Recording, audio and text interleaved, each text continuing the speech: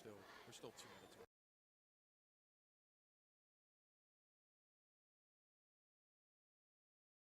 The Covington High School Fighting Lions. The faculty, staff, and students of Covington High School welcome you to tonight's game. Special welcome to our visitors from Ouachita Parish.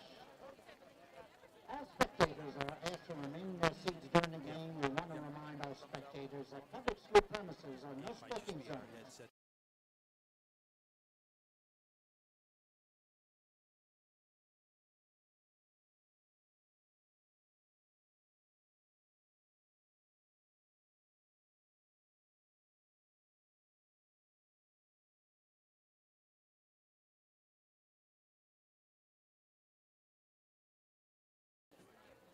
The officials for tonight's game are from the Lafayette Area Football Association. Field judge Chad Vallow, referee Mike Benoit, umpire Mike Carpenter, linesman Steve Leger, side judge Dale Hargrave, line judge Mike Fontenot, back judge Henry Brooks, clock operator Rodney Seymour, clock operator Reed Harrington.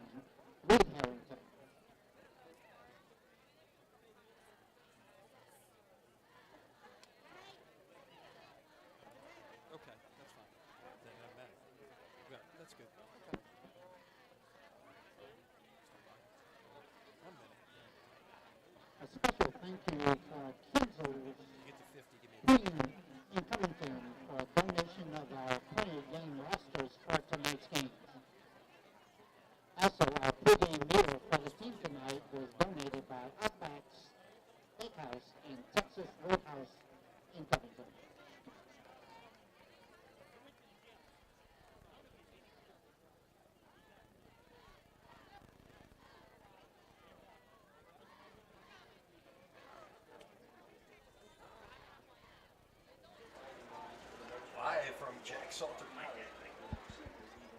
Live from Jack Salter Stadium in Covington. It is round 2 of the Class 5A playoffs as tonight the unbeaten and number 2 seed Covington Lions take on the number 15 seed, the Ouachita Parish Lions.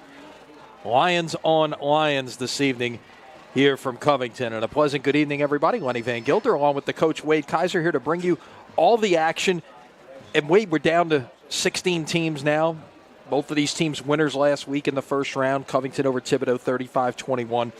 Ouachita Parish defeating Terrebonne 35-17. You're getting to that point of the year.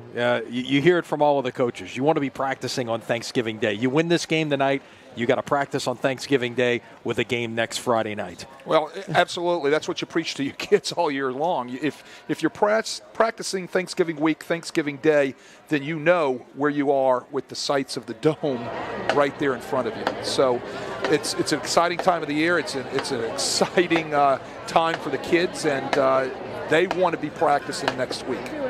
Now, this matchup this evening, 2 against 15 doesn't seem like the type of matchup that would be the best on paper, but of course you don't play football games on paper. This is a Ouachita Parish team that lost 4 games in the regular season, but they lost to Neville 23-14. They lost to Plaquemine 24-21. They lost to Ruston 31-28, and probably most impressive of the losses, if you will, they lost to West Monroe 14-13. So they have been really in every football game they have played this season and put up some pretty strong efforts. Well, they've put up some great efforts, and that is a murderer's row schedule there, especially in the district that they're in up there in 2-5A. And, you look at those scores, they've been scoring on the year pretty good numbers as far as the amount of points that they've been putting up. They've been averaging 32.1 points a game, and they've been playing real good defense, only giving up 17.3. So when you're scoring that type of numbers and scoring those type of points and only giving up 17 points in turn, you're going to win some ball games, and that means you're a pretty stout football team coming in here against Covington. Yeah. Meanwhile, Covington on the other side, undefeated through the regular season, winning their playoff opener. When you're dealing with a team that's undefeated, do you feel a little more pressure with that streak out there, maybe to maintain perfection, as opposed to being on the other side of things where you've got some losses already on the year? Does that matter at this point of the year? Certainly. Streaks matter, and don't let anybody tell you that, oh, we're taking it one game at a time. Absolutely, you're taking it one game at a time, but you also know what's been in your headlights, all right? And you know what's been in your taillights. You know that, hey, we're 11-0 coming into this thing. This is a streak. This is something going in a small town like Covington. Everybody has their buildings painted up 11-0, and you're going out to eat in the Covington restaurants, and everybody's telling you you're 11-0. Absolutely. They know they're 11-0. They know what type of streak they're on, and yes, it means a lot to them from the standpoint that they don't want to have that one blemish on the other side of their record. Covington Lions coming out of their locker room, getting ready to take the field. Ouachita Parish already on the far sideline is taking the field here. And pageantry well underway here. Great crowd on hand this evening. We got the old CHS being lit up on the far corner back there. Kind of reminds me of you and I remember the old days at East Jefferson when you'd go play there, and they do that with the interlocking EJ. Yeah, well, so they're right. That's part of the tradition here. They've been doing that ever since Jack Salter was coaching here years ago. And speaking of Jack Salter, of course, the head coach here for 33 years. His grandson Greg is the head coach. Was a senior on Jack Salter's last team, trying to get back to that level where Jack took this program, winning 256 games, a state championship in 1976, 3 runners-up. And look, that was an era, as we well know, that you remember those great St. Augustine teams with Otis Washington, and they went toe-to-toe on more than one occasion with St. Aug, in a very difficult situation to try to win a state championship with those teams year in, year out, performing as well as they did, coming from St. Aug. Getting ready for the presentation of the colors. And our men and women we'll turn it over to our public address announcer for the Star Spangled Banner. For the presentation of the colors by the Covington High School Navy Junior ROTC and the playing of the national anthem led by Director of Bands, Mr. Neil Knockham.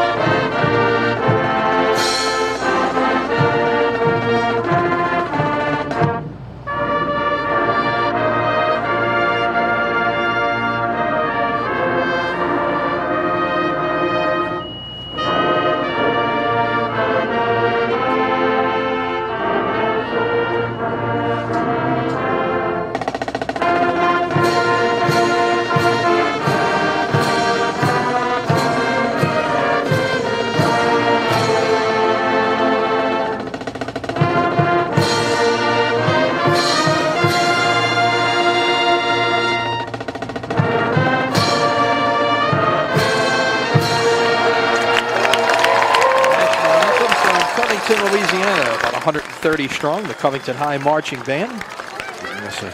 A good rendition there as we get ready for football here this evening. And, of course, we remind you throughout the evening, check out Louisiana's best high school football scoreboard here at CrescentCitySports.com, presented as always by the All-State Sugar Bowl. Get all the latest scores on, see if I've done my math correctly here this evening, 56 games being played this evening. 40 on the non-select side as we're taking in one of those 40 here this evening, and then 16 on the select side, quarterfinal games in divisions 1 through 4. So a lot of football to keep up with. No better place to do it while you watch here this evening, and keep up with the scores as well at CrescentCitySports.com.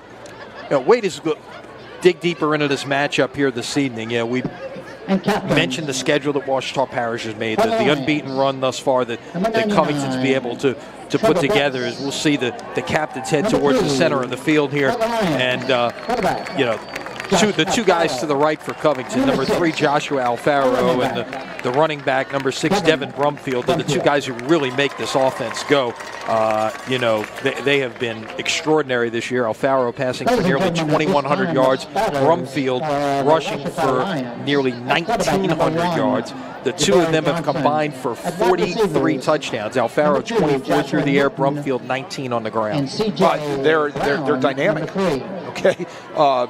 We'll see tonight a lot of what we call 20 formation and 20 personnel, where there's 2 backs, no tight end, 3 wide receivers.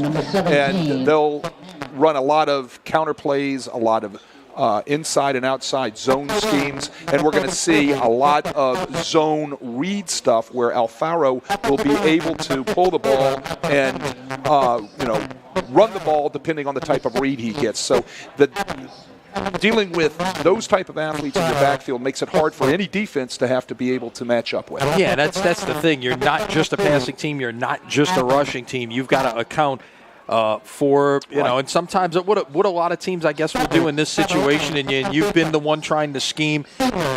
Sometimes you think, okay, I'm going to try to take away one. You really can't take away both and try to make a team one-dimensional. And look, Covington has faced some tough challenges this year. Week 2 against Holy Cross, a defensive struggle, 6-0. Week 3 against Dutchtown, 40-34. A blocked extra point in the St. Paul's game in Week 6, 21-20. North Shore, 28-23. So that's 4 games that were one-possession games that Covington had to deal with during the course of the regular season. Well, and you were right. When you're talking about trying to take things away, it's hard to take away all of it. What Ouachita is going to have to do tonight defensively, and they are a stout defense, they're going to have to decide how they're going to play the inside running game of Brumfield, and then how are they going to play on the perimeter with the zone read option stuff that Alfaro is going to throw at them. And then let's don't forget, Alfaro has thrown the ball this year for close to 2,000, over 2,000 yards? Right, exactly. So, so it's very dynamic. I think the word I used earlier was it's a dynamic offense, and Ouachita is going to have their hands full tonight trying to figure out exactly what it is they're going to stop. Well, we're going to see the Covington offense first, as they will receive the opening kickoff of this game as we get set to get underway. It will be Chauncey Lewis. It appears it will kick this thing off for Ouachita Parish in their white jerseys and dark pants. Covington, the traditional gold headgear, navy blue jerseys and gold pants. And we are set for football here in Covington, underway. Kick to the far side to about the 14-yard line, straight up the middle, getting it out past the 30-yard line. Helmet came off there, but no flag on the play. So Covington will start from just past the 30-yard line. We will get our first look at this Lions offense, engineered by Joshua Alfaro, on the year a 69.5% passer. Wade, that's some pretty extraordinary numbers there. We mentioned the 2,095 yards passing, 24 touchdowns, 3 interceptions, and he can run as well. 732 yards on the ground and 7 touchdowns. He is a commitment to Houston Baptist. And we do have a late penalty there. They put it back at the 21-yard line for an illegal block in the back. Well, again, he's a dual threat. And as a dual threat, what is it that you're going to try to take away? And then you got to deal with Brumfield in the backfield. So it's going to be interesting to see how this looks like an 8-man front starting out for Ouachita right now is going to handle this. From the pistol. And Alfaro will keep it off the right side, run the run out past the 30 to the 33-yard line. And first play will produce a first down. Well, Ouachita is just given a part of their game plan right there in the very first play. They're deciding to play man coverage against the Covington receivers, so that way they can put 8 and 9 people in the box and be able to, combat the idea of Alfaro and his dual threat, and then, of course, Devin Brumfield. Officially make it a gain of 11. They'll spot it at the 32-yard line. They'll go trips to the left side, and this will be on the give. It'll be Brumfield just running over would-be tacklers and out past the 40 to the 43-yard line. So 2 plays and 2 first downs for the Lions. Brumfield takes it right off tackle in the inside zone game. I said we're going to see a lot of that tonight on their pistol 20 personnel offense, where they'll open up, give the ball off an inside zone scheme, and you'll see Brumfield running downhill. That's what he is. He's a downhill running back, okay? He's not an east and west guy. He's a big kid. He wants to get his shoulder pads north and south, and he wants to be able to take you on with his pad level north and south. Brumfield, a Texas Tech commitment. Gets it again here. Gets it off the right side. Coming this way. Midfield out past the first down chains into the 46-yard line. So 3 plays, 3 gains of 11. If you're going to take a look at this right now, you're going to see Brumfield will take the ball on a counter tray. They're going to pull the backside guard tackle. But the guy that really springs him, Lenny, was Elgin Bell, the wide receiver, who blocked the defensive back clearly onto the ground for a knockdown right there, which sprung Brumfield into the secondary. Out past the 50 now at the Ouachita 46. 3 plays, 3 first downs thus far for the Lions. Alfaro will keep it this time, and he is brought down in the backfield. Well played by Jaden Harris, the Arkansas State commitment. Leads his team with 88 tackles on the year. And now Covington will have a second down for the first time this evening. Officially 2nd and 13. Well, the zone read was read perfectly right there by Harris. They had nobody for him. They had 9 people in the box that time with no place to be able to go off the zone read. Possibly what should have taken place there, if they get back and look at the film, he should have already given the ball off on the zone read option. From the 49, 2nd down 13. This time he will give it away, and Brumfield gets about half of the needed yardage. Give him about 5.5 on the play. It'll be 3rd down and about 7.5. We'll call it officially 7 on the play. Being a north-south running back, he loves to see these guys up front, and there definitely is a weight advantage up front with, this left tackle, Will Weiner, 320 pounds, and Fauntleroy at left guard, 245 pounds. The center is 275. That's Ape. These guys are big. They come off the ball, and they're right now handling this 8-9-man front of Ouachita.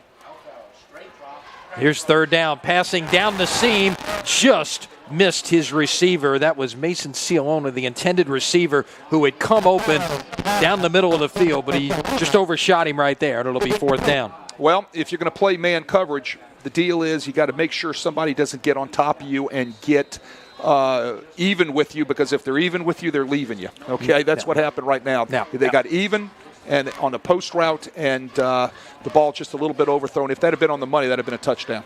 Now, Alfaro also is the punter, so what you see now could be an offensive formation, or it could be a quick kick look, and that's exactly what he'll do. He will kick it away here. And that ball is bobbled at the 10-yard line, picked up by the second deep man, and he will run it out of bounds at about the 30-yard line. There's a flag, I believe. No, it wasn't a flag. That was actually a beanbag for the fumble on the play. But a heads-up play right there to turn disaster into something profitable for Ouachita Parish, as they will start their opening possession of the game at the 30-yard line. Well, you're going to see this punt formation from Covington right here, and Alfaro is the punter. What that does is that puts pressure on your defense. You can't actually put a proper punt return on or a proper block. You're going to be in safe punt return most of the evening to make sure that it isn't a fake, because they don't put a punt team on the field. They leave their offense out there. It's a great strategy play by the Lions of Covington. First look here at the Ouachita Parish offense, and our first look at running back Dylan Roberts, who is another outstanding back. And you look surely at the numbers, you'd make him second fiddle of Brumfield, but he's certainly not that, as he goes off the right side and out of bounds for a gain of 9 on the play. Roberts on the year missed 3 games, but yet gained 1,057 yards and scored 10 touchdowns. Coming off a sophomore season, he's just a junior, coming off a sophomore season where he gained nearly 1,500 yards. 2nd and 1, ball at the 39. This is the quarterback, Jabari Johnson, who will bounce it outside and get out of bounds, get the first down, and then some into Covington territory at about the 48-yard line. He keeps the ball off the inside zone read, and he bounces it outside. Poor tackling by the Covington Lions right there. They really don't do a good job wrapping him up, and he's going to squirt down the boundary for a nice gain. You'll see it right here on the replay. Here's the read. He rips the ball out, disconnects, brings it up inside. Missed tackle 1, missed tackle 2, and he bounces it out to the outside for a nice running room out there and a first down. So from the Covington 48, now they'll throw deep. Got a man open. It is caught and down inside the 5-yard line, out of bounds at the 4. That is Josh Newton, the senior, with his team-leading 28th catch of the year. And again, if you can throw the ball when you can run it, just like we saw with Covington, you get that man coverage out there. Well, he got tied up with the corner. The corner had his cushion blown. Newton gets on top of him with straight go route. But what's real nice is the way the quarterback, Jabari Johnson, puts the ball right out there and allows Newton to run under. Nice throw and nice catch. It's a gain of 44, first and goal at the 4. As you get another look at that one there. And bouncing it outside, that is Roberts. He will get about a yard and a half. It'll be 2nd and goal.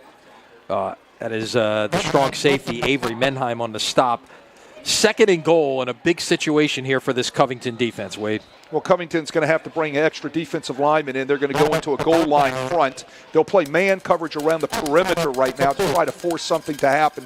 And it gets down to what's going to happen inside the trenches, trying to get penetration and make things bounce out to the outside as Ouachita brings in their heavy front and an extra tight end. Send a man in motion. They'll go the left side. That is going to be stopped short of the goal line. That was once again Roberts.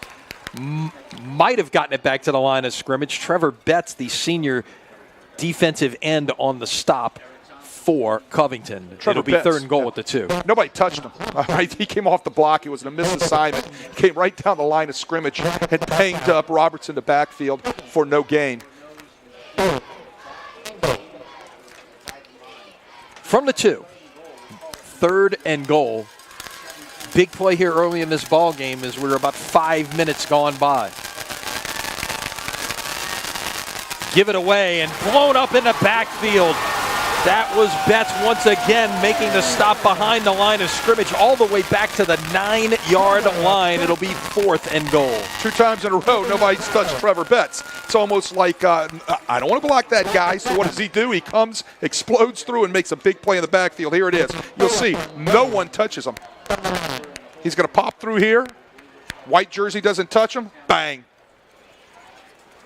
It's going to bring up a field goal opportunity for Ouachita Lions. Yes. Christian Kukal will try the field goal here. It looks like they're going to put it down at the 17-yard line. It'll be a 27-yard try late on the play clock here. 5-4. 3 on the play clock. Got to get this one away. They do. Kick is on the way, and it is no good, wide right. So, Wade, that is a huge stand for this Covington defense after being 1st and goal at the 4 to come away without allowing a point. Well, what that says to your defense is, okay, we can bend, all right, but we're not going to break. And, you know, we can come back from some adversity, getting beat deep on a play, and we can get down here, let them threaten us, but we can bow up and play goal line defense with anybody, and that's huge. High school football and Crescent City Sports brought to you by Hancock and Whitney Bank. Want a bank that was ranked among the top in the nation for business banking? Hancock and Whitney Bank has you covered with nearly 200 locations across the Gulf South. So stop by today. Learn more at HancockWhitney.com. Covington takes over at the 20-yard line. Alfaro down the field, wide open. No one is in the same zip code as Jeremiah Driver, the fullback. 80 yards, touchdown.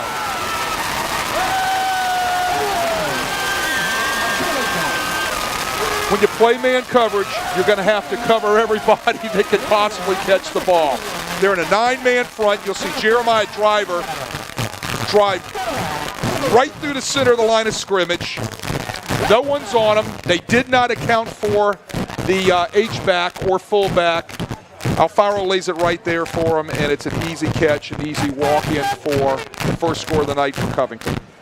Look, you play man coverage, you got to account for everybody. They didn't account for them. That didn't take long. That's a bust. That's a huge bust. That should have been the free safety or the linebacker that should have been accounting for the back out of the backfield coming through the line of scrimmage. Nobody accounts for him. That's a huge bust. That's going to have to get fixed on the boundary. They'll come back to that again if you're going to play man coverage. Yeah. Austin Furman with the point after. 6:15 remaining here in the first quarter. Your score is Covington 7 and Ouachita Parish nothing.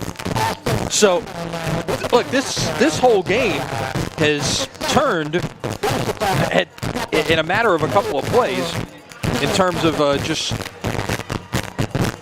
Well, you get the stop on the goal-to-go situation, get the missed field goal, and then bang, 80 yards for the touchdown pass on the first play after that. Well, again, I'm looking at it from the strategic standpoint and the strategy standpoint. If you're going to decide to play man coverage, you better make sure people have everybody covered. It's kind of like one-on-one basketball or man defense in basketball. You've got him, you've got him, you've got him. Who's got him? Nobody had him that time, and that's a problem. It's a huge problem.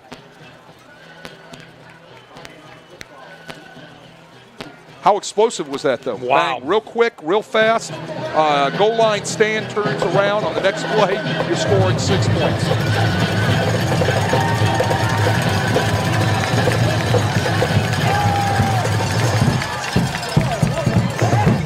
Squib kick. This will be brought back to about the 34-yard line. Well, it's going to set up great field position for Washington on their second drive. I mean, we've seen these guys strike fast, too. They went deep in the first series on a huge play. They ran into that stiff goal line defense. Let's see what they do coming out here. Offensively, they're much like Covington. They're going to run the inside zone game. They're going to run the zone reads. They're going to run downhill with Dylan Roberts. Dylan Roberts, who has rushed for 7.8 yards a carry so far this year, is a downhill runner. Very similar two types of offenses we're seeing here tonight. Roberts can run, so can the quarterback, Jabari Johnson, who is a ULM commit as a cornerback. He will keep it right up the gut on first down and get about 4.5. Edrin Cooper. Johnson on Cooper. On the tackle. Cooper making the tackle. Second down and 6 from the 38. Pick up a 4. Maybe second and around 6.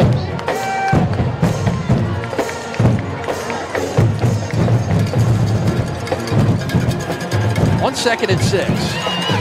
Looking to pass. Now he'll put it down and go with it. And near the first down sticks is Jabari Johnson. Jabari Johnson does a nice job evading the rush right there. Pocket collapse around him. What does he do? He tucks the ball and scoots out and finds room again down the boundary. He's quick as a cat. He looks like one of those type of guys you couldn't catch if you had him cornered in a phone booth. If anybody knows what a phone booth is anymore. That's true. Are there phone booths? Old guys like me know what a phone booth is. But this guy catches, just scoots out of there real fast, and there's no place for him to go. And then all of a sudden, he's gone. He's explosive. Now the handoff up the middle, and it's tackled on Dylan Roberts after a gain of about 2. That was Trevor Betts once again, who has been very active here early on. They run the counter Trey, trying to kick it out. The defensive end on Ouachita's left side. Trevor Betts comes down the line of scrimmage from his right defensive end position and nails Dylan Roberts in the backfield. You can see it right there. Nice tackle by number 99, Trevor Betts. 6'1", 205 senior, the second leading tackler on this Covington Lion football team. And district MVP on defense, 9 sacks on the year among his 92 tackles. You can understand why. He is clearly a big play guy. And Ouachita Parish is going to call timeout here with 4:40 remaining in the first quarter. High school football for Crescent City Sports brought to you by Hancock and Whitney Bank. Want 5-star service from a financial institution you can trust? Hancock and Whitney Bank has you covered with expert business bankers and products for businesses of all sizes. Learn more at HancockWhitney.com. Wait, one of the things, I guess, look at all the film you want, but obviously you've got to make those in-game adjustments. What kind of adjustments do these two teams have to make here early on is what you've seen? Well, the first thing Ouachita's going to have to do over there on their sidelines, if they're going to commit to staying in man coverage, playing a 9-man front or 8-man front, what they're going to have to do is make sure that everybody's got everybody covered up, as relevant as you saw back in that last series on that long touchdown pass, right up the center of their defense. So that's the first adjustment they're going to see. Covington right now has to figure out a way, how are they going to keep Jabari Johnson under the wraps? Because this guy is catch you up on some of the scores around the area, and that is incomplete. It'll be 3rd down and 8. It was intended for Josh Newton once again. Ball was thrown into the ground. Not a very good throw right there. I think when Johnson looks back at the film, he's going to say, boy, I wish I would have tugged that. They had a lot of green grass in front of him. At least 15 yards would have picked up the first down. But instead, it brings up a 3rd and long. Catch up on a couple of other 5A playoff scores in the area. First quarter, John Ehret and Ad Zachary trailing 7-0. First quarter, Barb leads Destrehan 3-0. That's the 8-9 matchup. That screen pass, room to run, and this may go the distance. He is in for the touchdown. Dylan Roberts took the screen pass from Johnson and goes 53 yards for the touchdown. Set up nicely. Flare screen out to their offensive right. You'll see it on the replay. Dump it out there. Look at the flotilla of blockers he has in front of him. The wide receivers do a great job blocking on the perimeter, and look at the speed. Roberts has great breakaway speed right there. Gets into the end zone. Huge play. Excellently set up. Nice execution on the screen. Point after that will tie this game with 4:22 remaining in the quarter. Christian Kukal, we saw missed a field goal on the first try. Nearly got there on the edge with the block, but the kick is good. So 4:22 remaining here in the first quarter. Took a minute 47 to cover 66 yards in 5 plays. And Ouachita Parish answered back. And the coach in me, or the coach in you, I should say, has to think that is big. When you give up that big play like that, you've got to be able to answer back, and that's exactly what Ouachita did right there. Well, you can tell they're a road-tested team, and we talked about their schedule. And as some of those teams we called out off their schedule, you know, like Neville, like West Monroe, like Plaquemine. You know, that they played in the non-district. These guys are road-tested, tough, and they've been in the playoff situations before. They understand that adversity is something you're going to have to answer back to, and they did that, and they executed the screen beautifully. Lewis kicking off. While we wait for the kickoff, catch you up on some of the other early scores. John Curtis, an early lead over St. Paul's, the team we saw last week, 7-0 out at the Shrine on Airline, first quarter. Scotlandville up 7-0 on Brother Martin, first quarter. Lakeshore with a 7-0 lead over Tioga, first quarter. Edna Carr up 13-0 on Carver in the first quarter. That kickoff back to about the 7-yard line. Coming back this way, and room to run on the edge. 40, 45, cutting it back inside. 40, 35, 30. Can he get to the edge? Again, 20, 15, 10, stumbling and brought down at about the 4-yard line What a return by the cornerback, Milton Clark, who is a threat every time he touches the football in a kick return situation. Has a touchdown this year. He only has 6 returns, but he's averaged 38 yards per return. And Wade, that average is going to go up a little bit right there, as we've got an injured player down at about the 4-yard line. That return is going to go as about 90 yards. Well, you're right. His average is going to go up. It was nicely set up. He hinted that he was going to be going down the left side of the field, and the wall was set up back over to his right. So everybody converged in a white jersey over to where they thought the ball was going. And what does he do? He bounces it all the way around, gets behind a flotilla of blockers, and makes it down the right sideline. And Ouachita was lucky that Fabian Perry was the guy that brought him down and saved the touchdown down inside the 5-yard line. Clark being helped off right there, and the first guy out there to greet him is Devin Brumfield. Oh, yeah, I mean, great run, and now he gets a standing ovation. That was all planned.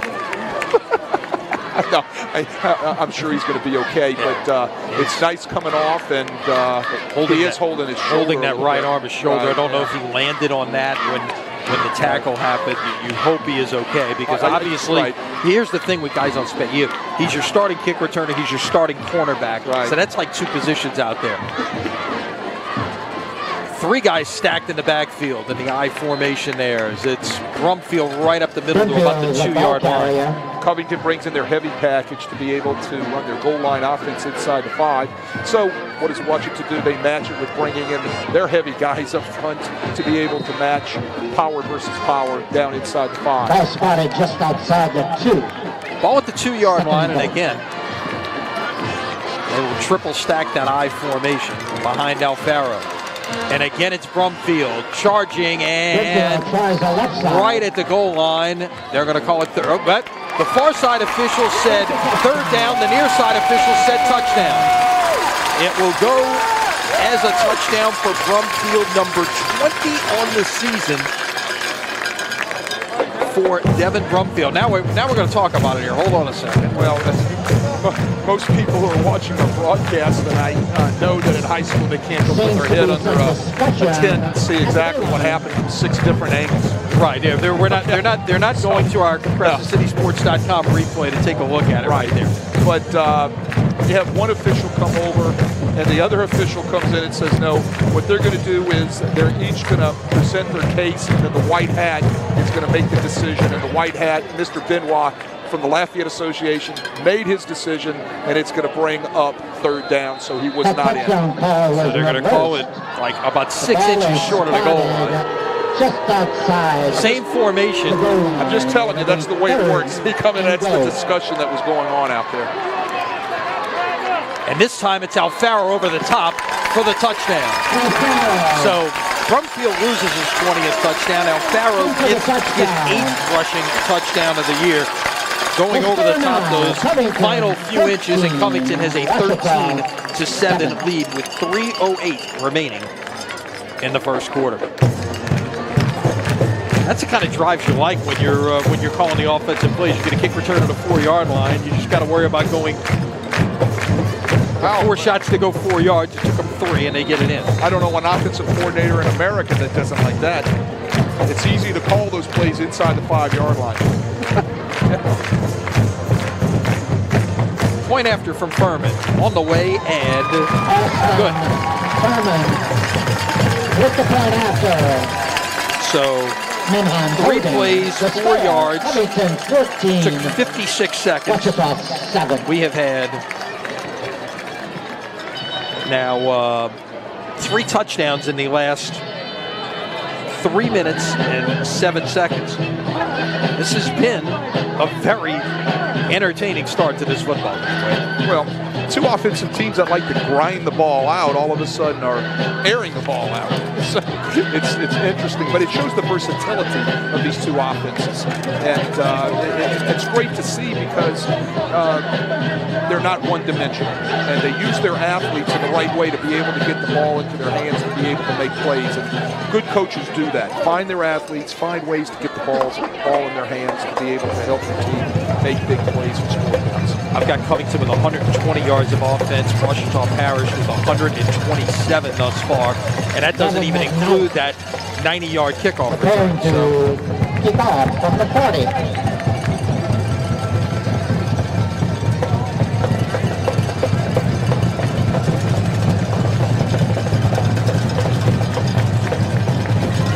Colleague Ken Strahan over at Pan American as we get the squib kick. Once again, coming this way with room to run and breaking out of a couple of tackles and finally down at the 48-yard line. That is Sean Xavier Lewis, the sophomore. Got a chance to be a special player for this Ouachita Parish team down the line. Just a sophomore and getting a chance to get some things done. Well, you know, the squib kicks, Lenny, they're good weapons when they work. When they don't work, what happens is things break down on your coverage lanes because of the squib, and the ball just doesn't direct itself for your coverage lanes. So you get creases in your coverage lanes, and that could be the negative thing about the squib kick, and that's exactly what happened right there. Sean Xavier Lewis breaks it out to a crease and picks up great yardage. On first down, screen pass going to the far side. That is not brought down. And coming back this way and going in the wrong direction. And Josh Newton is brought down by guess who? Trevor Betts. You can't go east and west on a north and south field. You catch the ball, you go north-south. He's going to get to the sidelines, and the coach Fitzgerald's going to grab him up and say, son, goal line's that way. Go that way. You can't go east and west on north and south field, and that's what happened that time. And now poor offensive coordinator's got to look at his call sheet and look at a second and what is that, a decade? Second and 23. It's a loss of 13 on a play where really should have been no gain, loss of 1. Now keeping it this time is the quarterback Johnson, getting the edge and running out of bounds. Got almost all of the lost yardage back, but it's still going to be 3rd and long. 3rd and 13, in fact. Same zone read play and picks half of it up, or almost half of it up with his feet, breaking it out down the boundary again. He loves to squirt out and then bounce to the outside and try to always get up the boundary off the zone read. He's had success with that. We're going to see it. Right, we're going to see an empty formation now. It'll be the first time tonight we've seen that. 5 wide. You mentioned the Pan Am. De La Salle, the 1 seed in Division II, leading Archbishop Manning 14-0 first quarter. Also, St. James leading Madison Prep on the road 7-0 first quarter. That is intercepted, and that is the guy who we just talked about a moment ago, Milton Clark, who had that big kickoff return. Obviously, he's okay. He makes the interception. And the first turnover of this game goes the way of the Covington Lions. Well, you see the empty formation there, 5 wide, and the ball just sails on Jabari Johnson. Doesn't really follow through. Maybe it was because he had somebody right in his face applying some pressure. The ball's just off the hands of the intended receiver, right into the hands of Milton Clark for his 4th interception of the year. Leads the team with 4 interceptions now. Also leads the team with 10 pass breakups. He is very active in that Covington secondary. Lions take over on the plus side of the 50. Give it away. Brumfield, room to run. Out to about the 38-yard line. He'll get 8 on first down. Love to watch this guy run, Lenny. He's a power downhill running back, as I said before. But if you watch him fundamentally, how he holds the ball, how low he gets his pad level, he's not going to lead in with his chest. You're going to make sure you're going to feel the full brunt of him when you go to tackle with his shoulders and his knees driving. He's Texas Tech is going to love this guy. No doubt about it. My friends in Lubbock will certainly enjoy watching this guy. I mean, what's interesting, he could be a part of an offense that's pass-oriented as well, which obviously they have been. Now coming this way, Brumfield, can he get the corner? 30, 25, 20, using the stiff arm to stay on his feet, down inside the 10 to about the 6-yard line. You know what I love about that, too? He refused to go out of bounds. He bounces the outside stretch down the boundary, uses the stiff arm. They're trying to push him out of bounds, as you'll see right towards the end of the play here. Here comes the bounce. Bounce it out. The ball now. Watch stiff arm. 1 stiff arm. 2 stiff arm. But watch how they're going to try to knock him out of bounds. What does he do? He turns his shoulders into the defender to pick up extra yards, and he refuses to go out of bounds. Called at the 6. Now they've spotted it at the 7-yard line officially. It'll be first and goal as Covington looking to capitalize once again. Already 70 yards rushing in less than a quarter for the star Covington running back, Devin Brumfield, who gets it once again, and he is in for the touchdown. Now he gets touchdown number 20 on the year, and it is 20-7. Covington with the lead. We can't say Lions tonight because we're not going to know who we're talking about. I've caught myself a couple of times ready to say Lions, and you're not going to know who I'm talking about. So we have the Lions tonight versus the Lions, and that's the 20th touchdown for Brumfield on the year. And he does it by running straight downhill on an isolation play led by 2 blockers from their heavy formation. Watch the isolation play coming on the right-hand side of this Covington offensive line. I don't know if we're going to get the replay there. Maybe we saw it, and I'm just talking about it. But that was inside isolation play. He just barrels it to the end zone for his 20th TD. Extra point on the way, and good. 21-7. Covington with 37 seconds left here in what has been a track meet of the first quarter. You got a track surrounding the football field here. We've got one going on right now. It seems like it's explosive. The way these two teams are moving up and down the field. It's explosive offense out of 2 very good offensive football teams. Really, I would say that there's about 3 plays you can point to the difference in this game right now for Covington. The goal line stand in the miss, which turned into a missed field goal. Kickoff return and ending interception. They have taken advantage of those opportunities. They did not score the first time they had the football. They've scored the last 3 times they've had the ball. Part of the game is being opportunistic, and so far Covington has been opportunistic tonight, taking advantage of a momentum turn, like you said, on the goal line play, and taking advantage, of course, of the interception.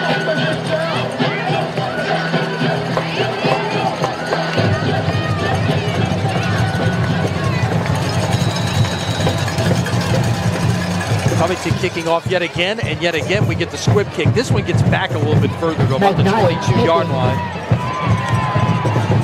This is on the return, out past the 40-yard line. We got a late flag coming in there. Ross Crandall making the tackle. That was Wheeler, the freshman, on the return. This will go against Ouachita Parish, and we'll a little bit worse field position here to get things started. Well, that's going to walk them back a little ways. It's going to put them in a hole. Whereas they would have been in nice field position. Again, picking up the squib kick and bouncing it outside. 22. You know, squib kicks, I've never been a huge fan of it exclusively throughout a game. Like I said, it gives the opportunity for your coverage teams to break out of their lanes, creates creases in your coverage teams, and, you know, Ouachita's been taking advantage of that. So with 30 seconds left in the quarter, possibly the last snap of the quarter coming up right here. First and 10, ball at the 22-yard line. Give it away to the running back, Roberts. Gets about 5 on first down. You know, the Ouachita Lions as an offense have got to stay on track. They get behind the chains, they're in trouble. If they stay on track, they have a shot with the athletes that they have, especially their running back, Roberts. If they're on track, he's going to have a shot to run downhill, and that's what they're going to be able to do. They snap it, but just after the horn sounds to end the first quarter at a very entertaining first 12 minutes of football here in Covington. After 1 quarter of play, your score, Covington 21 and Ouachita Parish 7. Back with more. You're watching high school football on CrescentCitySports.com.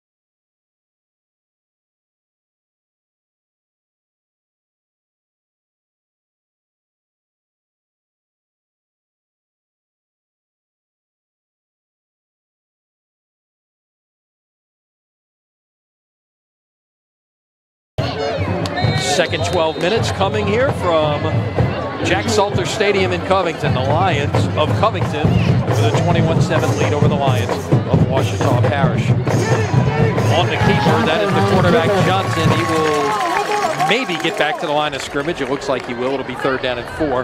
And that was Darren Thompson, a great story, the senior tackle leader for this Covington Lion team. Wade broke his neck before his sophomore season, did not play for 2 years, coming back this year, 108 stops. I'll tell you what a strong-willed young man. His dad played here at Covington High, played for Jack Salter, and all the young man wanted to do as a kid was follow in his dad's footsteps and play here at Covington High School. And wears the same number, wearing the same number, 43. Pass is caught. Terrific catch right there by the tight end, Jake Hammond. That'll be a first down at the 34-yard line. Hammond, his 16th catch of the year.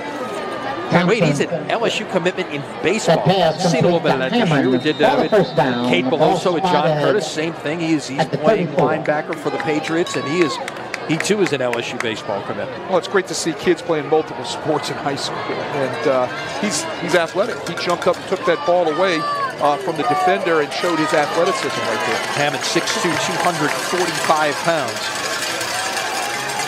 Now on the give on 1st and 10, that is Roberts. He gets about 6 on first down. Ball carrier. Roberts does a nice job getting in the hole. It's called pressing the hole. You want to press the hole, get into the hole, and then make one cut and go. It's called a jump cut. So he presses the hole nicely, gets in there, makes one jump cut, and bounces it into the secondary, which brings up a real manageable 2nd down for the Ouachita Lions. 2nd and I guess we'll call it 3. I guess they actually move it past the 40 to the 41. So 2nd down 3 for Ouachita at the 41-yard line. Once again, it's Roberts. And he is brought down in the backfield. You've got to give this Covington defense credit. They have really done a good job. Jawan Harrell, the junior linebacker on the stop. It'll go as a loss of 2. They needed to check the outside zone stretch opposite from Jawan Harrell. Jawan Harrell was the odd player to the top part of the screen. They needed to check away from him because the numbers were better to the other side. That's why you play with 11 in this game, okay? So where the numbers are less, that's where you try to run the ball. Ouachita ran right into the teeth of the Covington defense. 3rd down and 4 from the 40. They will give it away on a little bit of a delay, and this is the best run of the night thus far for Dylan Roberts. He will get out across the 50 to the Covington 49-yard line. It'll be a gain of 11. Dylan Roberts lets everything set up in front of him. You're going to see he's going to take the ball on a handoff, and he's going to make one cut and get vertical. He has explosive speed. He's got power. He's a fine running back right there. He takes it, gets it north and south with a lot of acceleration. Some other scores here as they come up to the line in the 5A bracket. Of course, the winner of this game plays the winner of Pondville-Ruston. Ruston with a 14-6 lead in the 2nd quarter. Also, Acadiana with a 14-0 lead over Landry Walker in the 3-14 game. Roberts once again on the carry. He has been really we got 2 guys tangled up there on the far sidelines. They'll get them separated, and Roberts is brought down at about the 41-yard line. Well, right there, they make an adjustment formation to run the same play that they had run just 2 plays prior when the same play by Jawan Harrell banged up the backfield. They put a blocker now out there to block the extra guy in the defensive formation. So great coaching staffs here, upstairs in the booth, downstairs, making the adjustments that they need in order to be able to put their offense. And that's a prime example right there. They have to get a blocker out there if they're going to run into the feet of the defense. From the 41, give it away. This is a new back in the game this time as they will give Roberts a blow. That is Shawn'Savia Lewis, who we saw earlier on the return. He only hit 754 yards and 7 touchdowns. That's a pretty good backup running back to bring in right there. He gets about 10 and the first down. He's going to be the running back future for the Washington Lions. He's only a sophomore. Dylan's a junior, so he's going to be right on the heels of the junior and create a nice 1-2 punch as they continue to go into their senior and junior years. 1st and 10, ball at the 31-yard line. Play action down the sideline, looking at caught right at the boundary at about the 3-yard line. It is once again Josh Newton. Off a play-action pass and throw the back shoulder fade.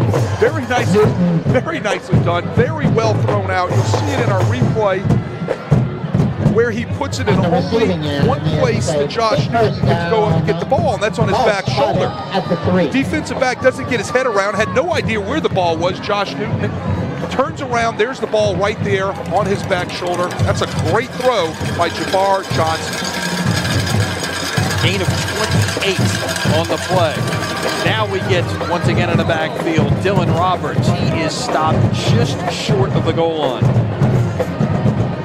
Dylan Roberts runs the same play that he's been running on the slide, the inside zone. He makes one cut to avoid a tackler in the backfield, then he gets his shoulder pads north and south and brings it right inside the one for second and maybe a foot, perhaps.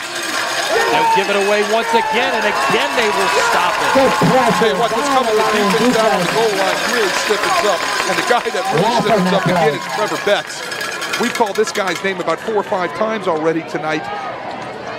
He seems to be everywhere, or they just can't block him. Roberts. No gain officially on the play. It'll be 3rd and goal at the 1. Covington leading that charge on that last play. It'll be 3rd and 1. And the ball is out, and Covington recovers as they once again stuff the run, and it is Chandler Washington coming up with the recovery, the cornerback making the play, and Covington again gets a stop with a goal line stand. You're going to see Roberts is going to get hit in the backfield right there, and then, of course, Trevor Betts strips the ball out. It takes one bounce and bounces up to Chandler Washington. He's lucky. Ouachita's lucky he didn't take it the yard. He was off and going. He was tripped up right at the last second. And what defensive stands we're getting out of the Covington Lions tonight with their goal line defense. And what we've seen of 2 teams just moving the ball up and down the field thus far, it has been the Lions of Covington who have made the key defensive plays thus far. On 1st and 10, coming back this way, it is Brumfield. He will get with the handoff. Covington offensively has gone to all of their man plays now, basically trying to move defenders by using motion. So when you're facing a defense that is in man coverage, you're going to want to be able to move people out of the box, move people away from where you're trying to attack, and there's only a couple ways to do that. One is either by formation or by motion. We're seeing Covington starting to use motion now with their offense to move defenders around. 2nd and 5 at the 25 as we hit the 6-minute mark here in the second quarter. Covington has scored touchdowns on their last 3 possessions. And again, it's Brumfield, and it's a first down. He's closing in on the 100-yard mark already, Wade. I'll tell you what, Jaden Harris makes a touchdown-saving tackle right there. He was off. Brumfield was off on the counter tray. He hit a crease. He was gone. Everybody else was moved out of the formation. He was going to be running free through the secondary. Jaden Harris trips him up, brings him down because he was gone. 89 yards already. Ball spotted at the Covington 33.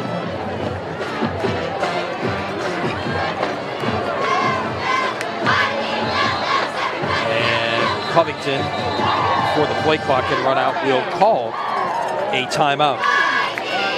So, a couple of turnovers, and in effect, really, like that, the missed field goal, especially in that situation on the goal line stand, acts like one there as well. And that you're giving it away. And that at this point, in spite of the up and down the field that we've seen from both of these teams, is really ladies and gentlemen, if you would at this time, can't turn the ball over in playoffs and expect to survive. We're just too good at this stage. Our winning ticket number is Covington definitely knows how to get after you on defense down on the goal line. And it's self-evident. It's happened twice tonight. It's been huge momentum gains for the Covington Lions.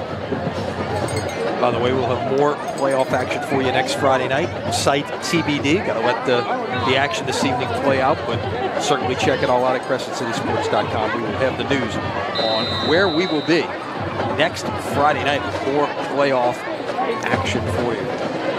From the 33 after the timeout. A little motion to the other side and run. A little trickeration here.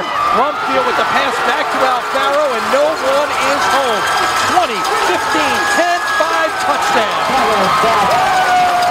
67 yards, and that was all about the formation and the motion. That there was no one on that side, and Alfaro just went that way, and no one was home. 67 yards from field to Alfaro for the touchdown with 5:18 remaining in the quarter. You play man coverage, you have to account for everybody. They didn't account for Alfaro that time out of the backfield. It should have been the outside linebacker in the defensive formation for that side. He got caught up in the play action cross sweep going away from him, and Alfaro pops free for the pass. Big play, touchdown, man coverage. You got to cover everybody, or these are Sherman with the point after. Point after is good. 28-7 Covington with 5:18 remaining in the second quarter. Covington, 28. How about some scoreboard checking, Wade? Second quarter, we mentioned Rustin leading Conville 14-6. Those two winners beat in the quarterfinals. Rustin would travel no matter what. So if Rustin wins, Rustin comes to Covington. Rustin would go to Washington Parish. Montville wins. Montville is at home no matter what. So Montville wins. Either of these teams would have to go there. Second quarter, Acadiana leading Landry Walker 21-7. Second quarter, Zachary leading John Eric 10-0. Second quarter, Barb on 2 field goals leading Destrehan 6-0. Over on the Division I side. Second quarter, John Curtis 14, St. Paul 6. Scotlandville leading Brother Martin 13-7. Pitchers duel in Baton Rouge, St. Augustine Catholic High. No score in the second quarter. And a second quarter score, 9-seed Archbishop Rummel leading the top seed Evangel Christian 7-0. Elsewhere, first quarter, Lakeshore leading Tioga 7-0. We had the first quarter, McDonough 35 and Neville 7-7. Make that 13-0 now. Kicking off over Tioga. There's your squib kick once again over at the 31-yard line. And this time it is well defended by the Covington Lions. Blake Glass. Nowhere to go on that one. Making the initial hit. Well, that time it was well defended. You're going to get a holding penalty on Ouachita on that flag, so they're going to mark it off back 10 yards from where the flag and the spot of the penalty took place. And that time the coverage for Covington was excellent. 10-yard penalty. So that seems to be the game plan of Covington tonight, is every time they've got to kick off, just to put the ball on the ground. They're not going to put it into the fine returners and watch those hands and risk having something run back on them. And from what I understand, I think that may be Covington's MO in terms of how they operate on the kickoff units. A couple other scores as the Ouachita offense comes back on the field. Warren Easton rolling over North DeSoto. That's a Ted Gormley tonight. 26-0 second quarter. Belchase pulled the upset last week, got a home game against Woodlawn and Shreveport, and they lead 7-0 second quarter. On the first play of this offensive series, it is once again the outstanding running back, Dylan Roberts. Dylan Roberts has great vision. Great vision. They're running the inside zone play. You'll see him let it all sit up in front of him. You'll see the blocking up front on the inside zone play, and what he's going to do is he's going to wind it back right there and hit the crease. What does he do? He gets his shoulder pads vertical. Nice pickup. On first and 10, it's once again Roberts. He will get a couple. Thompson on the tackle. He's a workhorse. They've got to run him. It seems like everything I read about him and heard about him is he gets better as the evening continues to go. He's not as worn down perhaps as some of these other guys. We mentioned missed 3 games this year. So that's only 8 games worth of legs. Now we're going to see the quarterback keep it this time. Pulls it back on the read option. Flag comes in. This is going to be, appears to be a hold against Josh Newt. He's kind of looking that way as to say, what did I do? Maybe not, man. Maybe not. Now we're seeing applause out of Newt. It's a face mask. Against Covington. Well, we're going to see what type of face mask it is. Is it going to be incidental, just going to be 5 yards, or it's going to be personal foul? I didn't see a personal foul signal, so that's just 5 yards. It's going to be 5 yards from that spot of the face mask. They'll tackle another 5 yards. Probably a hand got brushed off the over the face mask or something like that. And, I can remember a few years back when they changed that rule, and I was so happy about that. Because at one time, every time you touch the face mask, it's a 15-yard personal foul. And what's interesting is what colleges have gone to the other extreme. Everything's now 15. Right. And the NFL, I believe, right? In the NFL with a face mask, it's incidental too. But it just makes sense. Common sense ruling the game. This is going to be a reverse here. Coming back this way, that is C.J. Pacheco. No, we got a fumble, I believe. That was Davon Harper, the wide receiver, on the reverse, trying to get the flow of the Covington defense going one way, turn it back the other way, and it ends up being a loss of 4 if the Lions stayed at home. Well, you're going to see the reverse come in, and it's a toss reverse. Coming back, trying to get to the flank, you're going to see Johnson trying to step up and make a block, and he whiffs. And right there on the tackle, and I couldn't quite get his number, but he did a nice job for the Covington Lions, stacking things up right there and playing off the block to put down the reverse. From the 47 on 2nd and 14, that's Onside Lewis back in at running back. We'll get about 5 of it back. Adrian Cooper. I like the call. I like the reverse call. You get flow going one way, and you're trying to take advantage of a defense that is flowing so fast, and you're trying to cover back against to slow that defense down. It's effectively another type of play-action situation. You're giving the ball to Roberts, you put it in his hand, and then let him hand it away to someone else coming back the other way. 3rd and 9. Big Lewis was the ball carrier. Screen pass.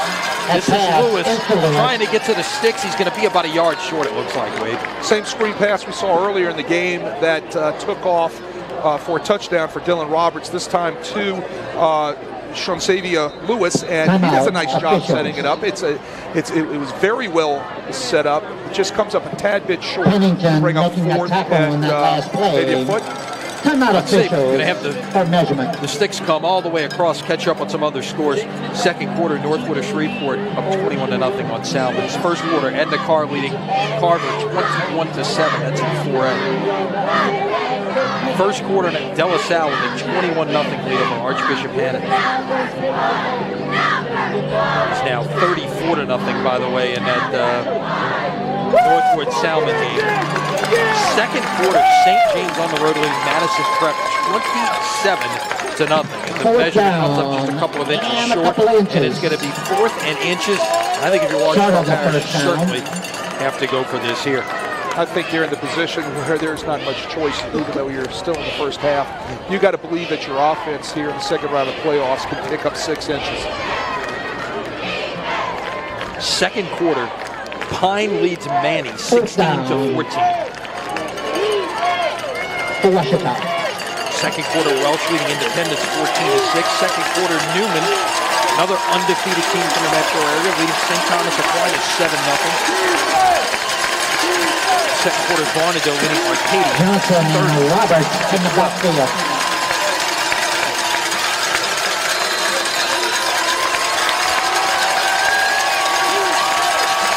About 2.5 minutes remaining here in the first half. On 4th and just a couple of inches.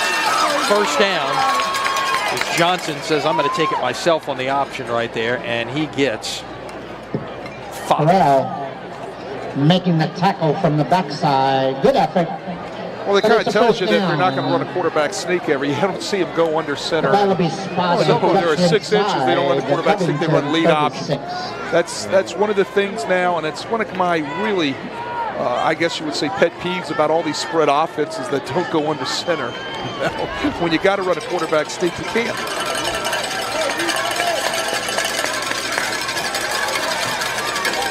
Going to the far side and well defended. Jawan Harrell on the stop as C.J. Brown on the catch there. And he loses a couple. Second down and make it 4. Second down and 14. Watch Jawan Harrell right here play off the block. Gets in between the tunnel screen. Nice play. Plays off the block. They didn't get the block on him. He gets right into the screen alley and Brown on the receiving end. The receiver for a nice loss. 2nd and 14. Give it away. Once again, it's Roberts. Doesn't have much running room there. Might have gotten a couple. Off schedule behind the sticks. Washington looks like they're going to take a timeout with 1:15 remaining. Correction, Corey Donovan Here in the second. making that tackle. It'll be 3rd and 12 from the 38 when we resume here. Wade, obviously, I think this is a big, if you're Ouachita Parish, you got to find a way to try to get something in here. And a chance potentially to double up because Ouachita Parish will get the ball to start the 3rd quarter. You got to come away with some points, whether it's 3 or 6, 7. You get the ball, you go into the locker room, you're positive with your guys, and say, listen to me. 2 interceptions, 2 times inside the red zone you haven't scored. We can do this. But you got to have some momentum going in because it helps that coach make those statements to his kids if you have a little bit of that momentum. Carver hanging in with Carr. Now 21-14. Carr leading Carver in a rematch game. 2nd quarter. You've been through this. Rematch games are dangerous, especially for the team that wins the first game, especially the team that wins the first game convincingly. But couldn't stand them. 3rd down, call it 12, dropping back, and that is caught and nicely done there right at the boundary. That was Josh Newton, and got that right foot out of bounds right on the other side to the good side of the first down marker at the 25-yard line. And he stops the clock. Right, that Ouachita Lion offensive line does a great job for Johnson to be able to step up and throw the pass on a square out route over to Newton, who catches the ball, knows where the sticks are, gets out of bounds at the sticks. Running right to them makes it easier. Yes, it does. You could have done that. Okay, they started to wind the clock. They said, wait, no, he was out of bounds. Officials. Now the officials will. I think they actually ran a second off the clock. Let's see what's going to happen here. They're going to reset the play clock, which is already reset. Mark it ready for play, and here we go. 65 seconds left here in the first half. Ouachita Parish down 3 scores, looking to find a way to get something going. Play clock running. Johnson will try to shovel it out to C.J. Brown. It's incomplete. He was very close to the line of scrimmage when he did that. Very close to the line of scrimmage, and I don't know if that was a shovel. I don't know if that's a shovel. Oh, that's what I didn't want to do. It would just kind of scooted it out on the ground right there. He's an athlete trying to make something happen. He's trying to make something happen big for his team. He knows how important getting something on the board right now going to the locker room is for his offense. So he's trying in every way to get the ball into the hands of one of his athletes. He's going to get tackled in the field of play without a first down. The clock's going to continue to run. That enables you to stop the clock as well. Right. So he's, bright young man. They're going to go to their empty set. It's going to be interesting to see what they do out of their no-back offensive set. 2nd and 10. Johnson will look to run at first, and that pass is intercepted. What a play by the Covington outside linebacker, Ron Harrell, whose name we have called a bunch tonight. And remember this, the first time we saw them empty early on, there was an interception, and now here in the empty set with 5 wides, the interception. 5 wides, he's going to step up. Protection's good. He needed to get rid of that ball a little bit sooner, and then he forces a pass right in between the soft zone and the coverage. Just not enough air on the ball. Juwan Johnson makes a one-handed grab out there. Very athletic play for another Ouachita Lion turnover. So Covington will take over with 50 seconds remaining from the 14-yard line. And I got to believe right now that you're just happy to run a couple of plays and take this thing to the house with a 3-score lead. Of course, as I say that, they do come out with 3 wide receivers, but yet they'll go play action. Alfaro, now the pump fake, looking to take a shot down the field. It's just knocked away at the last minute. Well defended, and that was C.J. Brown, whose name we've called, he plays both ways. He's a wide receiver on offense, plays free safety on defense, and made a nice play right there, because that could have been a big play. Gotten the Lions out past midfield. A little more air on that ball. It's completed. The receiver had a step on C.J. Brown. C.J. Brown, with his athleticism, just reaches his arm out and knocks that away at the last second. Watch it is not going to get out of their man coverage. It's going to be interesting to see if they adjust that at halftime. They'll give it away on 2nd and 10, and it's Brumfield chugging and churning. Ouachita player trying to rip it out right there. They'll get it to about the 23-yard line. Jaden Harris. They moved the secondary again by motioning away from where the intended run was supposed to go. Brumfield runs counter trey back to his left, sticks it up inside, and it looks like now Covington's just going to let the clock run down. They don't have to run a play. In fact, they haven't even wound the clock here. Here's they will just let this final few seconds of the first half run out, and we will head to halftime. And now they'll line up, but it will be too late. It will not get off in time. That will do it for the first 24 minutes of football. Your score: Covington 28, Ouachita Parish 7. We'll be back with halftime. Give you some numbers, give you some scores, break it all down. Let you see a little bit of the bands as well. 28-7 Covington. Back with more. You're watching high school football from CrescentCitySports.com.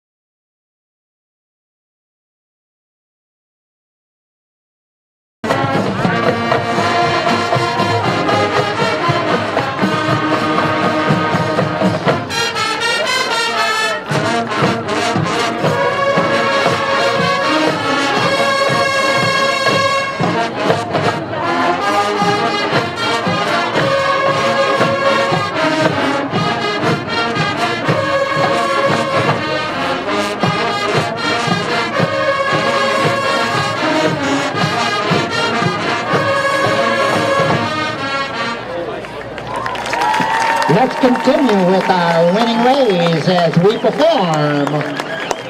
All I do is win.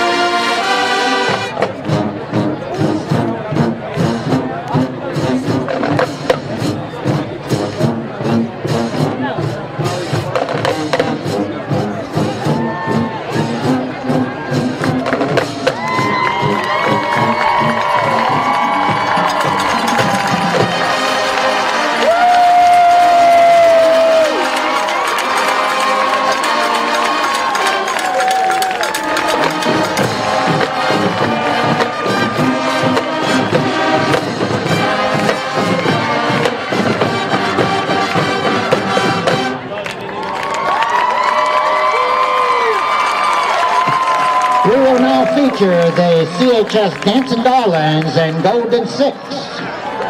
The Dancing Darlings officers are Captain Sarah Wolf, Co-Captain Lexi Hebert, Senior Lieutenant Shelby Glass, and Junior Lieutenant Kerry Talley. The Golden Six officers are Senior Captain Lanisha Forstall, Junior Co-Captain Brianna Burris, and Junior Lieutenant Terry Whitehead. And now, sit back and enjoy the Marching Lions as they present Seven Nation Army.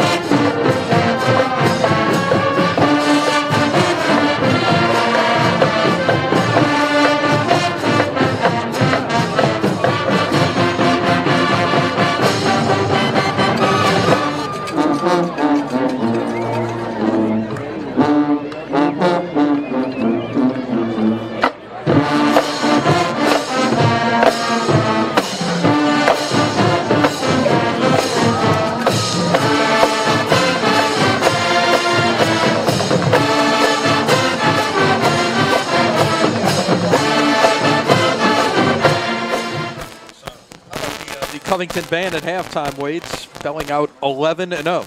I wonder if this score holds here with Covington leading at 28-7. I wonder if they'll have a post-game show and spell out 12-0. Well, I'm glad they didn't spell out 12-0 yet. Exactly. I'm sure there'd be some people that are over in the field house right now that might be a little upset if they'd be jumping the gun on something like that. Very upset. It's the marching 130, isn't it? Is that what they are? I counted about 130. They're strong. They're outstanding. Good show by the Covington band here at halftime. You look at the offensive numbers, and the numbers are really even. Rushing yards, Ouachita Parish 112, Covington 106. Passing yards, Ouachita Parish 150, Covington 147. Total yards are 262 to 253. But the big one is the turnovers. Ouachita Parish with 3 and a missed field goal, so another missed opportunity there. Correct. And that is the difference in this game right now. Covington played error-free. You're absolutely correct. It's the 3 turnovers, but it's also the 2 failed opportunities inside the red zone. Exactly, and one of those was because of a turnover. But still, it's I can't. I look at it. You get the ball inside the 5. That's a missed opportunity, and then you turn it over. It's 2 notches against you. I mean, from a coaching standpoint, you're there. You need to score, and obviously, every time you're inside the red zone, it's points you need to come away with. Ouachita has not done that tonight. Yeah. Well, the numbers here at halftime, Alfaro, only 1 out of 3. He's only needed to throw. He's thrown the ball 3 times, 80 yards and a touchdown. The 2 completions tonight for this Covington team are an 80-yard touchdown and a 67-yard touchdown. Right. That was one of those was Alfaro in the direction of his fullback, Jeremiah Driver, who was lined up in the slot. And the other completion was a little trickeration, 67 yards from Brumfield, with Alfaro kind of rolling out down the left side and kind of went unaccounted for, and he was off to the races, 67 yards for the score. Let's take a look at some scores from around the area here tonight. Is a lot of high school football playoff action going on. Quarterfinals on the select side, second round on the non-select side. Halftime, Ruston leads Hahnville 14-13. Again, the winner of this game plays the winner of that game. If it's Ruston, they will travel regardless. If it's Hahnville, they will be at home regardless. So obviously, the winner of this game has got to wait and see where they would be heading next week. Halftime, Acadiana leading Landry Walker 24-7. Second quarter, it's Zachary 17, John Errett nothing. Second quarter, Barb leading Destrehan 15-0. In the Division I bracket, halftime, these are quarterfinal games. John Curtis with a 14-9 lead over St. Paul's. Second quarter, Scotlandville leading Brother Martin 21-7. The 4-5 game is at halftime in Baton Rouge with St. Augustine leading Catholic High 3-0. Wow. And I don't know what's more surprising there, the fact that it's a 3-0 game or the fact that St. August kicked a field goal. So that's you don't see that. You don't see that very often. We did. If you remember, we did that St. Aug John Curtis game, but right. 2-3 years ago before Curtis had moved into the Catholic League. Right. And St. Aug kicked a field goal to win the game. So it does happen. It does happen. After they went for it on 4th down, I believe a series before, and got stymied. Okay, then they get the ball back at the last second, and then they kick the field goal to win it. Right. If you remember correctly. Right. Halftime up in Shreveport, Rummel and Evangel tied at 7. Oh, my. Halftime, Lakeshore leading Tioga 20-7. Second quarter now. Our producer Adam Bryan will be happy about this one. McDonough 35 leading Neville 13-7. And if those scores hold up, Lakeshore would go presumably to Tad Gormley or Pan Am, I'm not sure, to play McDonough 35 next week. McDonough 35 would be at home. Right. Lakeshore is another one of those North Shore teams that's undefeated. They have an outstanding offense over there. Yeah. These guys have been, and they've kind of flown under the radar because of Covington over here on the North Shore being winning all of their games in regular season, being 10-0. But that other team on the other side of St. Tammany Parish was also 10-0. Yep, outstanding season there as well. And our continued prayers, by the way, for Greg Battistella as he makes his recovery. That is correct. Assisting on that football staff, and of course the head baseball coach at Lakeshore, from a stroke in the jamboree, and he's starting slowly but surely to get back at it. It was good to see him out last weekend at the state volleyball championships. Second quarter, Warren Easton dominating North DeSoto 38-0. That game is at Tad Gormley. How about halftime? The 28 seed, Belle Chase, leading Woodlawn of Shreveport 13-0. They went on the road to beat the 5 seed Plaquemine last week, got the right to have a home game this week, and now they're leading. They could be, becoming the Cinderella darlings of the playoffs. And you know what it goes to show you with a team like Belle Chase, Wade? When you play a really good schedule, your record might not be great, but you are tested when it comes to playoff time. And playing in that league and having to face Carr and face all the other Area 4A teams like, McDonough 35, Warren Easton, though they've split off into 2 districts now. But facing that kind of competition week in, week out gets you ready for the playoffs, and sometimes seeds just don't matter. Well, it does get you ready, and you just want to make sure you survive it injury-wise. But if you do get through that type of gauntlet in a tough schedule and you're surviving injury-wise, then you are tested, you're ready to go, and all of a sudden that word Cinderella could be applying to you. Maybe so. Halftime up in Shreveport, Northwood leading Salmon 34-0. How about this one? The 1 seed, Edna Carr, is tied with the 16 seed Carver in the second quarter, 21-all. What a game going on the West Bank at Berman Stadium. Talk about injuries. The team that's had a lot of them and overcome them this year, St. Charles Catholic, Frank Monica's club leading St. Louis Catholic 14-0. That is in the second quarter. Halftime, game that our colleague Ken Trahan has as part of his original prep football report over on WGSO 990 AM. De La Salle is rolling, heading towards a semifinal date, leading Archbishop Hannon 42-7. Second quarter, St. James leads Madison Prep 27-0. Elsewhere, get some of these other scores. Second quarter, Newman leading St. Thomas Aquinas 20-7. The Greenies undefeated this year under Nelson Stewart. What a year they've had. And second quarter, West St. John leading East Iberville 25-2. So I want to check on those Division II scores. Not sure if that was a blocked extra point return or some kind of good. No, you can't do that in high schools. You can do it in college now, but that certainly would not be the case. Look at a Division II bracket. I want you halftime, St. Thomas More leads Parkview Baptist 28-12. The winner of that game is going to, looks like, face De La Salle next week in the semifinals. Of course, you and Ken Berthelot had that De La Salle Parkview semifinal game a year ago.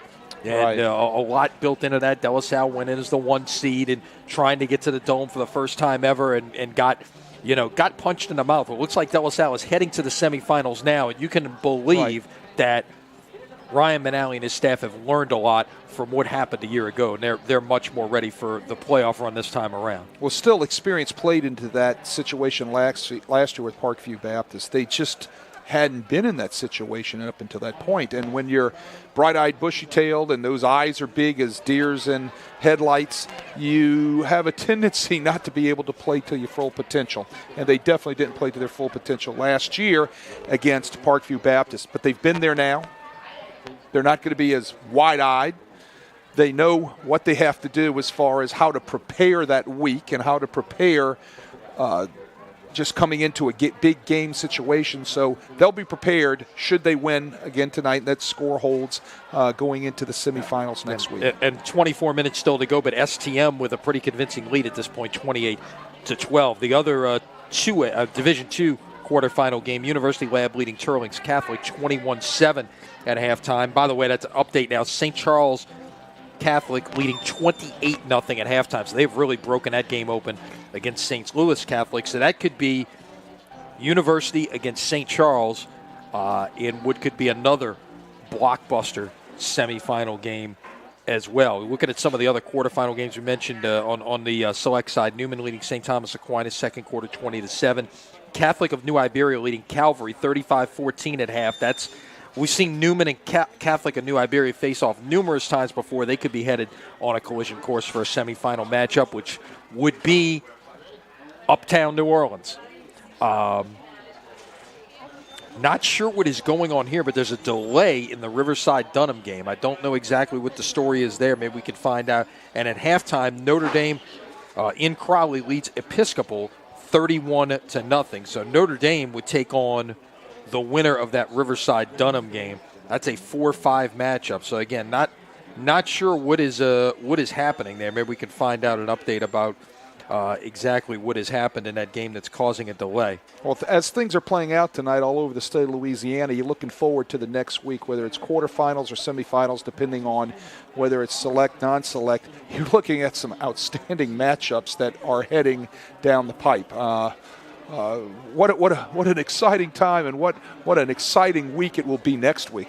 Mm-hmm. Oh, no doubt. Of course, we talked at the outset.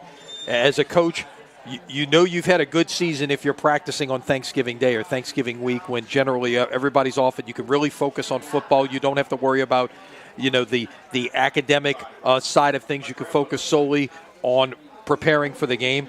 Okay. And now we have the story. Power outage. Oh, power outage. Power outage. It happened at Riverside. It happened on the game I believe is at Dunham. Dunham. Okay. Apparently, it happened right as the last note of the national anthem was played. The lights went out. Oh my! And they have not gotten underway as yet. About the only lights that you're seeing are the cell phone cameras. That is what you're seeing at this point. So we'll see what happens. See what happens there. But that is the story. There is a. If they don't get the power back on, they're going back up there and doing it again tomorrow afternoon. There you go. There you go. And that's, you have to wonder too if that ends up being the situation.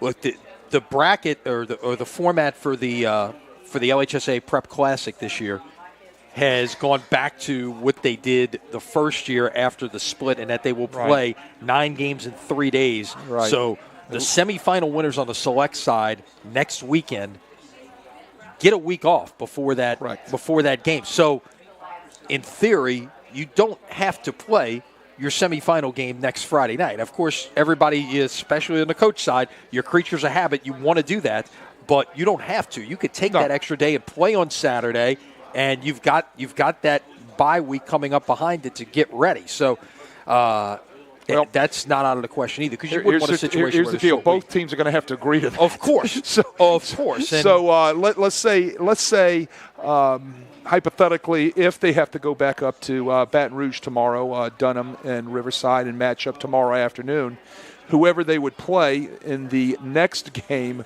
would have to agree to. Yeah, we're going to play on Saturday. No, we're ready to play on a Friday. I mean, it's all the head games that you play that coaches do with each other. That's where we were talking about head games before tonight's game with various coaches that we know around the state. So I can't say I ever did any of that. So let's put on your coaching hat here as these teams getting ready to get set for the start of the second half. What do these two head coaches talk about to their teams at halftime? It's simple. From the Ouachita standpoint, Coach Fitzgerald told his team, says, look, we can move the ball on these guys, okay? But we cannot shoot ourselves in the foot with 3 turnovers. And by God, when we're inside the 5-yard line, next time we must come away with points. We're capable of doing this. Let's settle down and let's make sure that offensively, stop the turnovers, score inside the red zone. Defensively, if we're going to stay with the man concept of playing nothing but man coverage everywhere on the field tonight, fellas, can we make sure who we have? It's that simple. Yeah. That's all he's got to say. But you know what? Those kids know that. They know that they made a mistake, and that's all he's got to say to them. Now, what's Covington, what's Coach Salter saying to his guys? They're saying offensively, let's continue feeding the ball to Brumfield. Let's continue holding on to the ball. Let's continue taking advantage of all the situations we have that are being presented to us by this Ouachita defense, and make sure that we don't give them anything cheap, like turn the ball over. Let's continue doing what we have to do, be physical up front and feed Brumfield the ball. Okay? Defensively, what is he saying? We've got to tighten down a little bit on Dylan Roberts. Dylan Roberts is a north-south running back that has done a nice job in the first half. We're going to have to cut down some of his running lanes, get more people to the ball, tackle this guy a little bit harder, and don't let him rip off 5, 10, 15-yard runs on us. Yeah, and he seemingly do. They've done a nice job on him in the first half, especially as they've gotten down at the goal line, with some plays there. So just 46 yards for Roberts in the first half. So we get set now for our second half of action. Ouachita Parish will receive the kickoff here to begin the third quarter. And we'll quickly be able to see what kind of adjustments really both of these teams have been able to make. There's still a lot of time in this football game. Obviously, you don't have to. There are no 21-point plays if you're Jeff Fitzgerald on the other side. There's your squib kick to the 31-yard line, and it is brought back near the 40-yard line. On the return that time was Shansavia Lewis. He will get about 8 yards on that return to the 39, and that's where we'll get things underway here in the third quarter. 1st and 10 from the 39 as the Ouachita Parish offense huddles. You've heard me say this tons of times before, and I know I've said it to many of the guys that we work with, that the first 3 minutes of the first half are probably the most important part of the football game, because that's where all the adjustments are going to come out. And this is where, if you're behind, you need to put a drive together, move the sticks, and come away with some points to get some momentum back. Nice play right there on 1st and 10, and guess who? Trevor Betts, who's been all over this field in the first half. He's having an All-American night. I'll tell you what, this guy is everywhere. They can't block him. You know, he's the second leading tackle on the team. He's their sack leader with 9. He's getting off of blocks. He's getting wherever he has to be and making plays for his defense. He's making them down on the goal line. He's making them in the center of the field. He is having an outstanding night. 2nd down 9, ball at the 40-yard line. Just underway here in the third quarter. Lenny Van Gilder, Wade Kaiser with you. Adam Bryan, our producer. Nat Collins bringing you the pictures. Little fake one play, and then they blow up the screen pass, and a nice job defensively by Milton Clark, who's had a big night as well, Wade. They've had some success on screen plays tonight. That one just didn't work. Sniffed out real well by Milton Clark. No place to go. Milton Clark plays off the block nicely, rips underneath, uses a rip move to get underneath the blocker, shed the blocker, and meets the running back in the backfield. So it'll be 3rd down and 14. And this is not the situation you want to be in if you're Ouachita Parish. This isn't an offense that needs to be behind the sticks. They know where they've got to be, and behind them is not it. 4 wide receivers. Johnson with time will take a shot deep downfield, and this is going to fall incomplete. It was thrown in the direction of Josh Newton, but nice coverage out there by Avery Mannheim, the strong safety, and it'll be 4th down. Avery Mannheim does a nice job right there, staying on top of the go route by Josh Newton.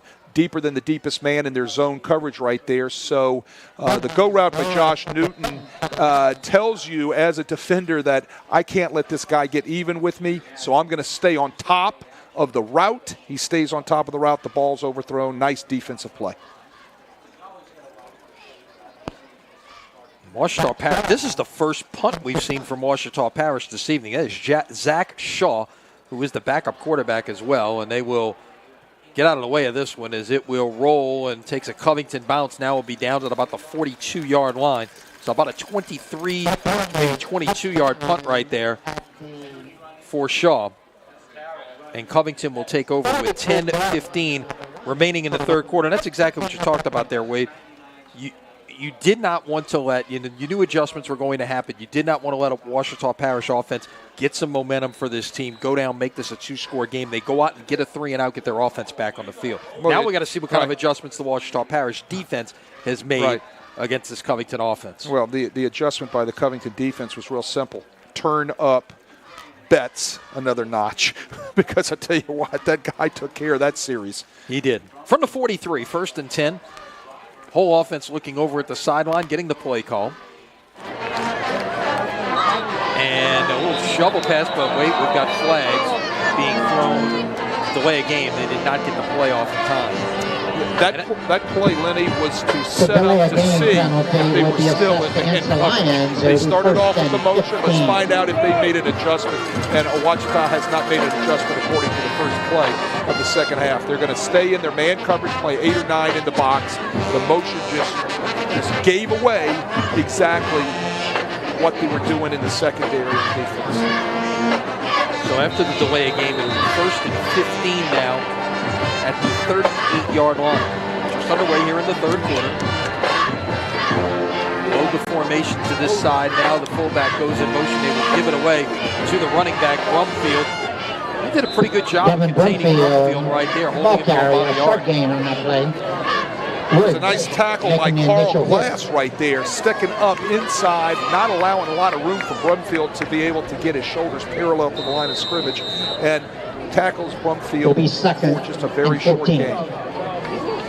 Give him a gain of a couple. That's out past the 39. We'll call it the 40-yard line. 2nd down, 13.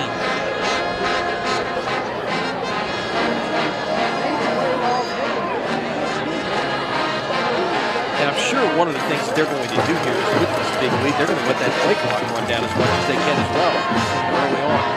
Now Farrow will take a deep shot. That is going to be intercepted, I believe.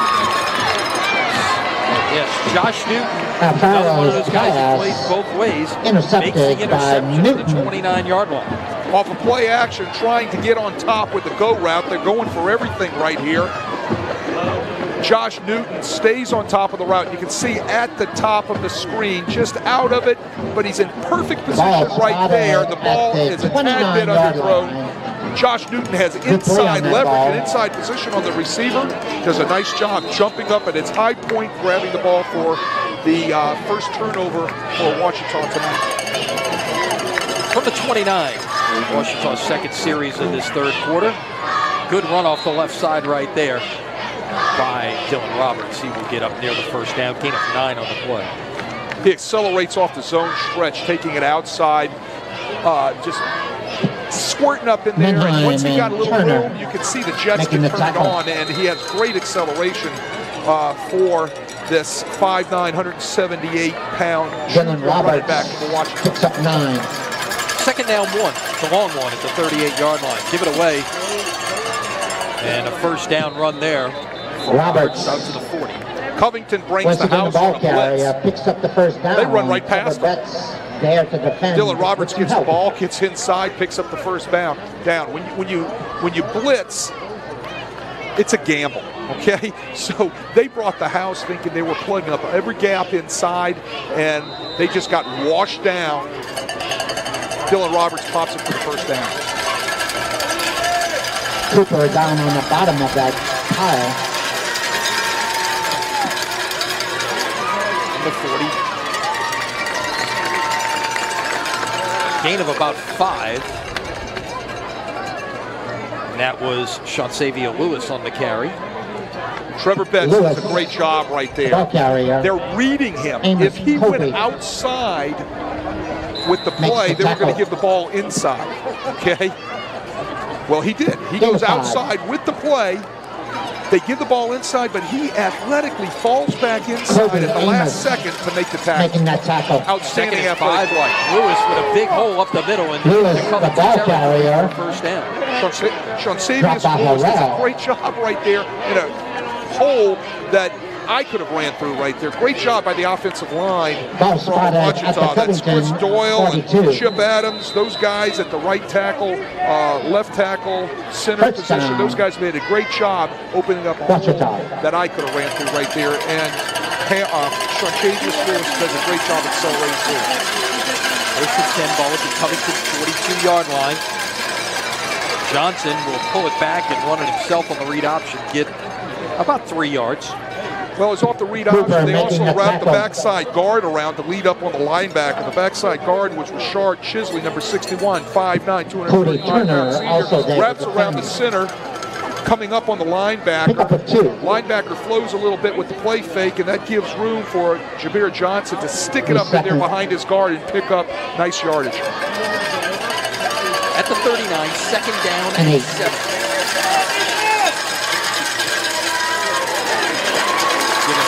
Roberts again on the carry, and he didn't get back to the line of scrimmage. Didn't get back to the line of scrimmage. Making the tackle. I think, if I'm not mistaken, that was Cody Turner on that tackle for a loss, following the tackle, pulling down the line of scrimmage and making a nice play behind the line of scrimmage. So it'll be third down and 8 at the 40-yard line after a loss of 1 on that carry. 7th play of the drive coming up.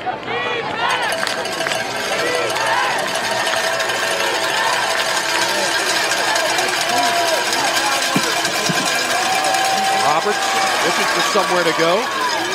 Finally gets out to about the 35-yard line, but it's going to be 3 yards short of a first down. Really shows his athleticism. He gets stopped and stymied in the backfield. What does he do? He bounces off of it, feet alive, and finds a little bit of room and gets north and south and brings up the 4th and about 3.5. And you've got to go for it here. Of course, it's a 3-4 game midway through the third quarter. It's eating up a lot of time on the clock, which probably is definitely great for this. Going back to pass. Taking a shot down the field, and it is caught. Great catch by Newton inside the 5-yard line. Actually, they'll put it down right at the 5-yard line.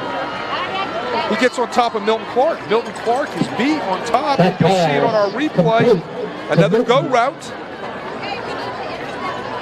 You got press coverage down at the bottom. Watch Milton Clark just opens his hips up, which is nice right there. But all of a sudden, Josh Newton just accelerates right past him and gets on top of him. He reestablishes his position on top of the defender. The ball's thrown out of there. And again, if you're even with him, you're leaving him.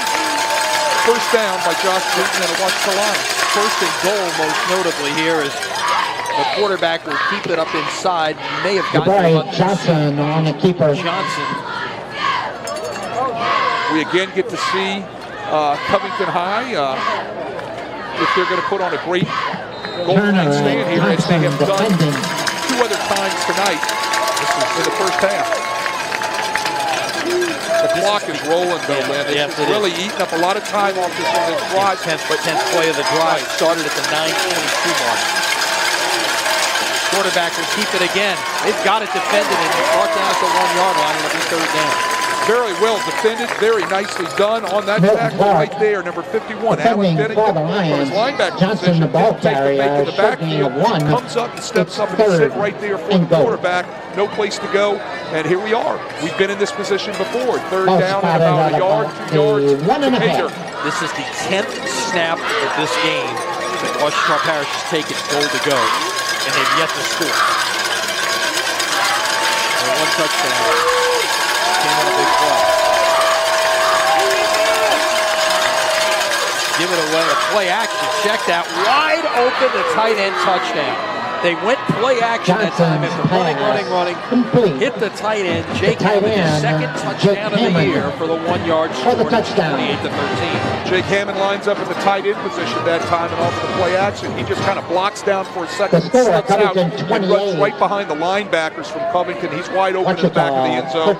It was imperative that the Ouachita Lions come away with points on this drive, and they did. But the positive part for Covington, even though they gave up the touchdown, was look at the clock time this ate up. Yes. Took 4 minutes and 54 seconds to go 71 yards and 11 plays. Point after try to make this a 28-14 game. Covington jumped offside first. The left end, that is Chandler Washington, the sophomore free safety, is lined up on the edge of the near side bottom of your screen. This will move it. Let's see. Will they decline it, or will they decline the penalty? And that's we need Reginald Callahan you're going to want to decline it Junior because your kicker Edwards kicking from the 10-yard line. To move their 20-yard kick, vehicles and immediately. you don't want to move them any closer. Believe it or not, kickers are creatures. Those cars registered to Reginald Callahan and Junior Darnell Edwards. So 4:28 remaining here in the third quarter. Your score is Covington 28. The point after was good. 14. The High score school football now, and Crescent Covington City Sports brought to 28, you by Hancock Ouachita and Whitney Bank. 14. Want the bank named Gambit's best local financial institution for 2016? Then you want Hancock and Whitney Bank. Nearly 200 locations across the Gulf South. So stop by today. Learn more at HancockWhitney.com. Well, as I said, it was imperative that the Ouachita Lions come away with some points. They come away with some points. I like the play they used down on the goal line. They're not beating their head against the wall, playing against that stout goal line defensive covenant. They run play action and throw the ball into the back of the end zone to their tight end, Jake Hammond. I like the play selection. Now, they're going to have to get a shutdown right here on a 3-and-out and look to score quickly again, even though they have a quarter left to play. Time still Milton short for Clark is at the bottom of the screen. They're going to pop one up short here to about the 30-yard line. A bunch of Covington Lions collide there, but they come up with it. That is the fullback, Alex Sharp, who recovered it at about the 32-yard line. As they just tried to pooch it right over the front line and in that gap in the coverage, see if they could get the ball on the ground and see what might happen. Covington good effort. And the Lions will have a 1st and 10. The ball will be spotted at the 34. So Covington will take over here from its 34-yard line. Second offensive possession for the Covington Lions here in the second half.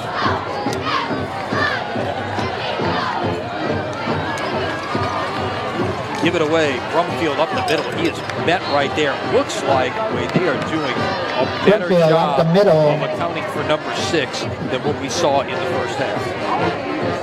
DeCavian Woods right there from his linebacker position got a clear look Making the to tackle. step up into the Gain of hole, 2. and he met It'll be shoulder pad to second shoulder and pad with Devin Brumfield for a nice tackle. 2-yard gain, which is still 2 yards on the play. 2nd and 8. Not a good snap right there, but handled by the quarterback. Alfaro gives it away, and Brumfield might have gotten about a yard.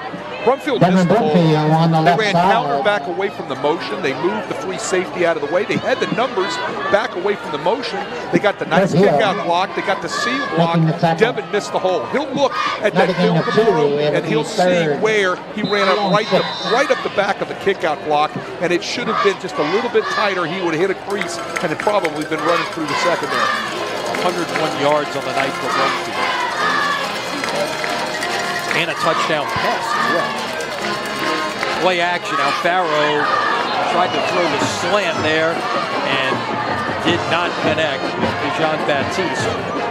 Jean Baptiste had to step inside leverage on the defender, Josh Newton, for the slant route. The ball just wasn't well thrown.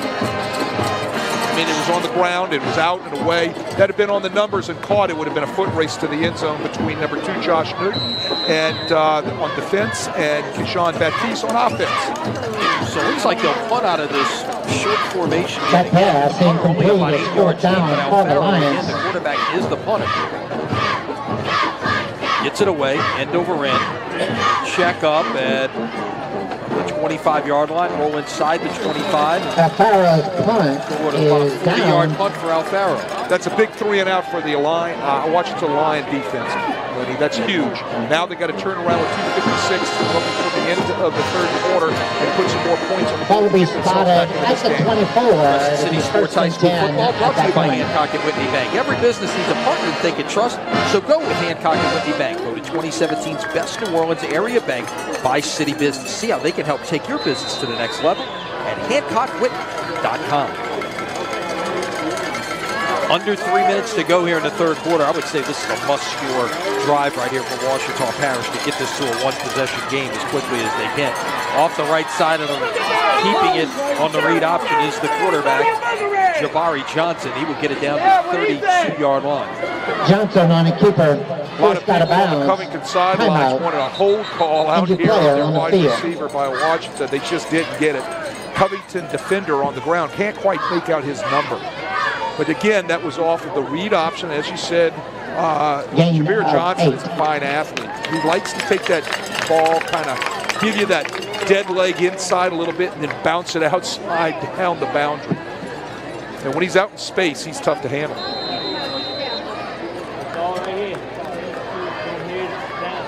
Milton Clark getting some assistance on the sideline.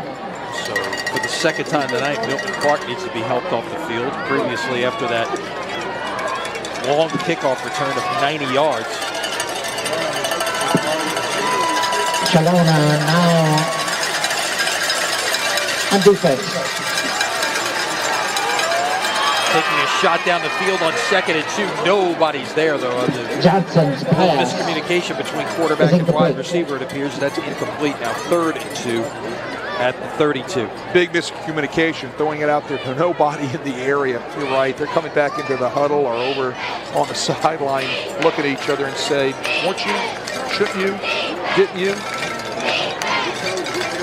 Shouldn't have this type of miscommunications at this time of week season. 12, exactly. Right, that shouldn't happen. So 3rd down and 2 coming up from the 32-yard line. 3rd and 2. Give it away. No, it's keep it, and the quarterback is brought down. The ball came out. Pressure They'll mark it down there. by the They'll mark Lions it down in the defense. backfield. It's going to be a loss of 1 on the play. Edgerrin Cooper, the sophomore linebacker, with a nice play. Johnson Really on a keeper. bust that play up in the backfield. It'll be 4th down and 3 at the 31-yard line. Cooper It's decision time right now for the in on the Ouachita tackle. Lions. Wait to take another look. with some help. Edgerrin Cooper comes off of his outside linebacker position and comes straight into the backfield. No place to go for Dylan Roberts. He's been hard in the backfield for a big tackle. Let's do it down. 4th and 3, and they're going to go for it. 4 wide. Johnson looking to run. He's got nowhere to go. He is 1 down. Yeah, they did. Right in the middle of that. From the line pose. Covington defense stepped up in a big way right here in that series. They had to come back just after they had gotten down the street. What they come out 3 and out to watch the Lions. That's a huge momentum factor. I got to call out this defensive front. Cody Turner, Corey Donovan, Trevor Betts, Farrell, Pennington, Making Thompson, the play defensively and Cooper. will officially go with no gain on the play. So Covington will take over with 1:56 remaining here in the third quarter. Ball at the Ouachita 31-yard line and a chance to take this in and maybe deliver the final blow. Give it away to Brumfield. And again, he is stopped up. They are doing a much better job line of scrimmage. on defending the run here in the second half. Ramsey Logan from his defensive tackle position in to make the stop. Nobody touched Ramsey Logan, gets right through and grabs Brumfield by the ankles. And here, we're seeing a nice job being done at Brumfield so far in this second half. You know, maybe it was just the gut check time in that locker room. Coach Fitzgerald in Ouachita had to tell his guys, we've got to gut check and see, we've got to check up here and do a better job on running. So far, Second half, 4 carries for 4 yards for Brumfield. He'll get it again and not have much running room. He's bottled up. Maybe a yard and a half on the play. Once again, Brumfield, the ball carrier. Darius Ellis. There you go. I wanted you to be able to say that. I know you did. I wanted to say that before you had a chance to say it because I've been waiting to say that name all night. I like that. So 3rd down 10 at the 31 and let this clock run down as much as they can. It's almost, when you're in this situation, and obviously you've played with a lead in the second half, it's almost like you're operating a 4-minute offense right now, even though you might in this situation throw a pass, but instead they will run it with Alfaro and really know where to go. They lost about a yard. Ramsey Logan on that play right there. But what you're getting here, and if you've noticed that at the Covington offense, they're not playing as bold, right? They're not being bold as they were in the first half. So, is it a mindset that we're up by this as the clock ticks down, that we're going to be a little bit safer with the ball? We're going to try to let the clock run more. A lot of times that takes you out of your aggressiveness in that conversion. But your defense is playing well, so you can do that. We have played 3 quarters, 12 minutes to play as the Covington players hold up 4 fingers on the near sideline. After 3, Covington 28, Ouachita Parish 14. You're watching high school football here at CrescentCitySports.com.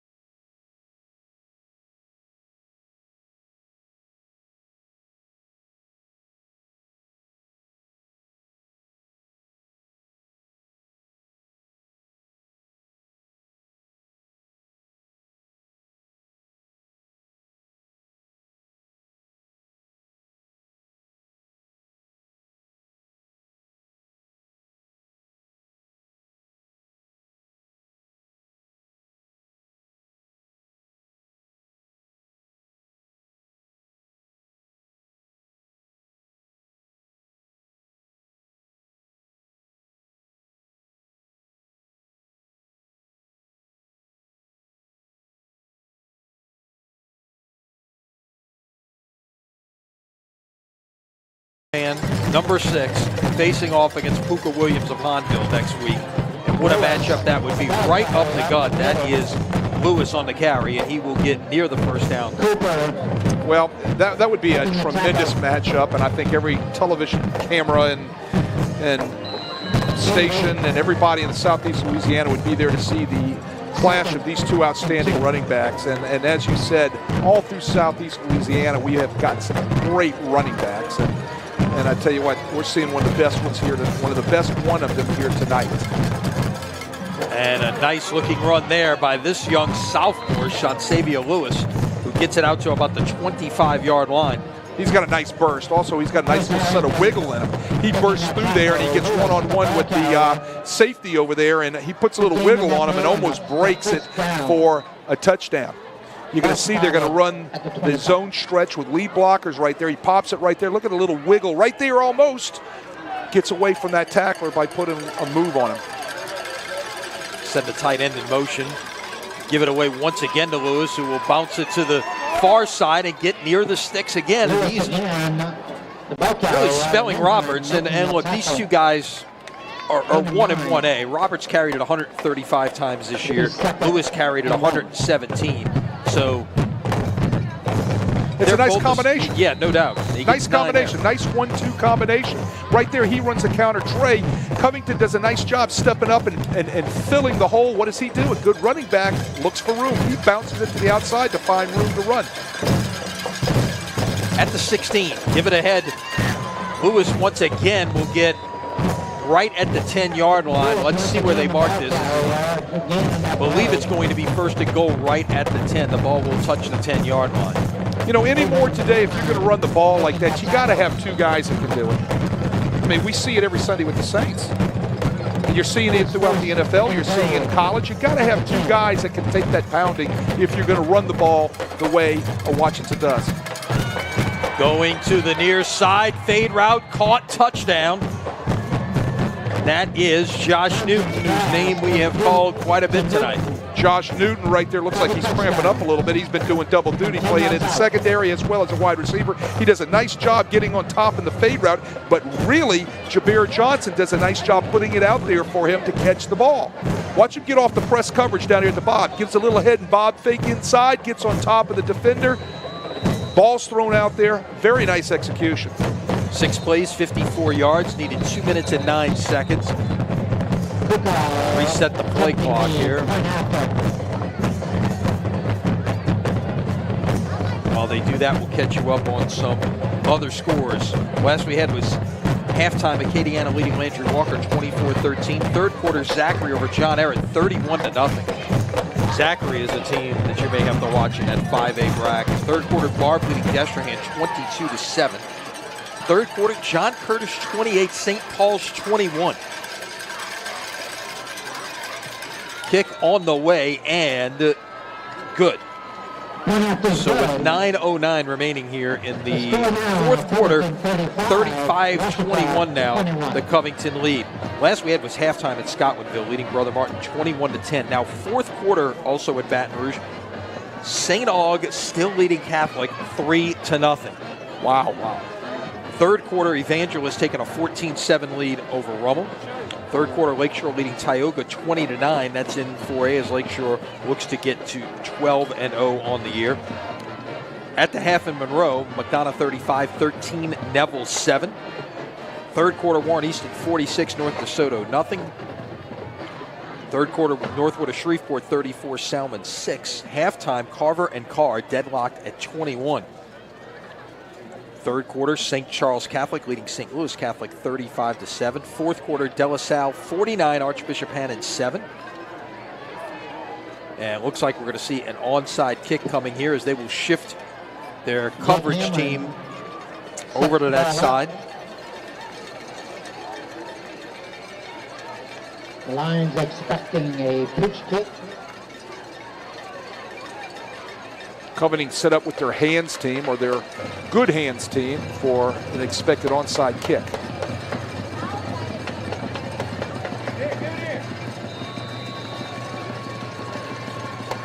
And here it comes. That's not going to go 10 yards. And there, Covington did not need to touch it. And let's see who's going to come up with it. Scramble at about the 43-yard line. The Lions recover. And that was Edgerrin Cooper covering it up there at the 43-yard line, and very, very fortunate because, again, Wade, if the ball does not go 10 yards, it's a penalty. You just let it go. Young players at home, be advised. The kicking team cannot touch the ball until it goes 10 yards. So, thus, you don't do it. Young players at home, be advised. Learn the rules. The bottom line is you don't touch the ball unless it goes 10 yards. And that was almost a brutal mistake for the Covington Lions. Yet they come away with it, because once you do touch it, then it's anybody's ball. And Ouachita Parish could have come away with that there. So Covington will take over from the Ouachita Parish 43, again operating from this jumbo set. And Brumfield just lost a yard, so now he's got 19.99 on the year. Thank you for that information. Yeah, he got the 2,000 on the touchdown and lost the yard right there, so now he's at 19.99. Jackson making the tackle. Well, they're staying in their jumbo set. They're not spreading the formation. They've got 2 tight ends on the field. They brought in offensive linemen to fill the tight end positions. They've got 3 backs in the backfield. They've really condensed the formation, which is bringing 10 white jerseys into the box to defend against the run. This microphone ain't on. So it's 2nd and 11 right now. They'll give it away to Brumfield again. He will slip through a couple and pick up about 3 yards. On the left side. You know, 8-14, 8-13. Are you getting a little too conservative here? I mean, well, you know, again, that's what I'm questioning. you're trying. You're playing the scoreboard right now. You're in the lead, and you're trying to make the clock run. But 14-point game. Sometimes you can get real conservative in what you're doing, and all of a sudden things start flopping on you and going in the wrong direction. You know why? Because your players start to think conservatively. You know, I'd like to see them get back to the things that they were doing in the first half, formation-wise, motion-wise. Brumfield is not going to get back to the line of scrimmage. He's going to lose 1, maybe 2 on the play. See where they spot it. It'll be 4th down. Making the tackle. At some point, you got to get over that. It's a game. Harris also there to defend. An official timeout for an injured Ouachita Parish player down at the 42-yard line. Well, it's going to bring up 4th and 10, and again, being real conservative is going to do this for you. You know, they have a chance to kick the ball down inside. They watch it into the field and play defense. But, you know, I think a lot of times you get too conservative, you get away from what, you know, who brought you to the dance. No doubt. No doubt about it. Injury timeout gives us a chance to tell you that this portion of Crescent City Sports Prep Football is presented by Yale Collagen and Rock and Bowl. Collagen, a true New Orleans farm-to-table restaurant, open Tuesday through Saturday for dinner, and the home of the New Orleans Prep Sports Hall of Fame. Y'all better hope for a flag on this one, boys. Well, again, Covington comes out in their offensive punt formation, where the quarterback, Joshua Alfaro, is only 7 yards from the ball, and it sets up a fake. Nobody's covering the wide receiver down at the bottom. Jean-Baptiste is on the near side, no one covering him, and that Ouachita Parish called timeout. They probably got it from the coach's booth to say, hey, wait, we don't have this covered correctly. They had 10 people on the field. That was probably part of the problem. Wait, you got to be able to count to 11 out there. And, I was counting real quick. I was using my finger. 10 people on the field. They left the wide receiver open. If you got to take your shoe off, we know you got 11 out there. So it's. Well, you know, what does that do? Now you waste a timeout. You had to take it. You know, you're in a 14-point game. You've battled yourself kind of back into this thing, and you just wasted a timeout because here we are in the 12th week of the season. You can't get 10 people on the 11 people on the field. Well, we saw last week even just leaving somebody uncovered. St. Paul's on 4th and short. Instead of running the ball up the gut, they had an uncovered slot receiver, threw it, and converted the first down that way, which on paper seems like a dangerous play, but it's what you're taught to read out there. Well, you're taught to read it, but they had 11 people on the field. Problem is, week 12, you go out with 10. Inexcusable. Just can't do that. So looks like Alfaro will indeed punt it away. We'll bounder down the middle of the field, and return opportunity here, and finally brought down about the 20-yard line is Devin Wallace. So that's where Ouachita Parish will start with 7 minutes exactly remaining in this game. 20, it'll be 1st and 10 for Ouachita at that point. Needing 80 yards just to make this a one-score game right now. Well, and their MO is they like to run the ball down your throat, but they're going to have to open it up a little bit. No doubt about it. Because remember, if their enemy is the clock, they run the ball down your throat. It's going to take 7 minutes off the clock, and you're going to lose by 7.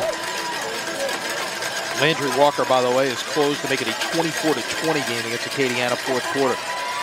This is a sweep off of the far side, and that was Datron Harper, the wide receiver, coming around on the sweep, and they will mark him out of bounds at the 31-yard line. So a first down. Datron Walker has a burst. He's going to get the ball on the jet sweep right here. Here comes the toss rather than handing it off the jet sweep. He's got lead blockers out in front of him. Look at the crease. And then he accelerates. He just gets tripped up. That could have been a one-play score. Which is what you don't want to allow right here if you're Covington. If you're going to do anything, you want to make Ouachita Parish really have to sustain something right here. Play action. Throw it out in the flat, and it's pretty well defended by the Lions right there. That was Lewis on the catch. Gain of 4 in the field of play. It'll be 2nd and 6. Juwan Harrell on the stop. Very well defended. Juwan Harrell does a nice job using a rip move. That seems to be his signature move, like WWE, right? He does a rip underneath the block and gets underneath it by going and getting leverage on the offensive blocker, and he plays off the block for a nice tackle. 2nd and 6.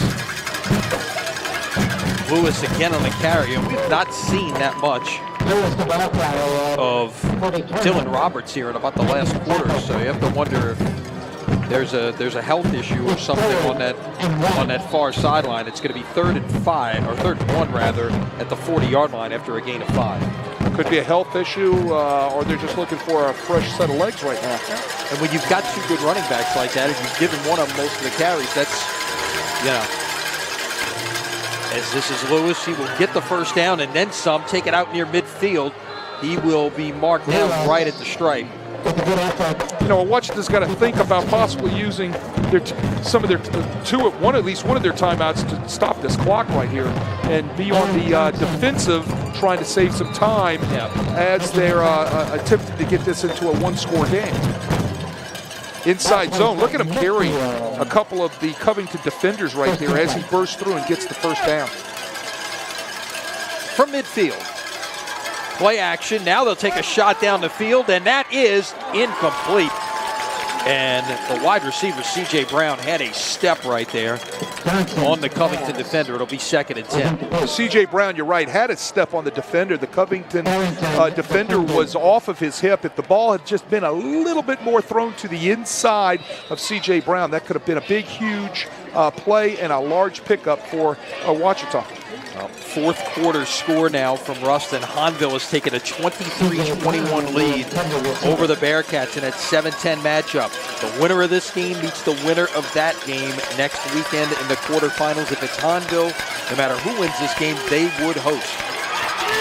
Pressure in the backfield, and that is thrown into the Ouachita Parish bench.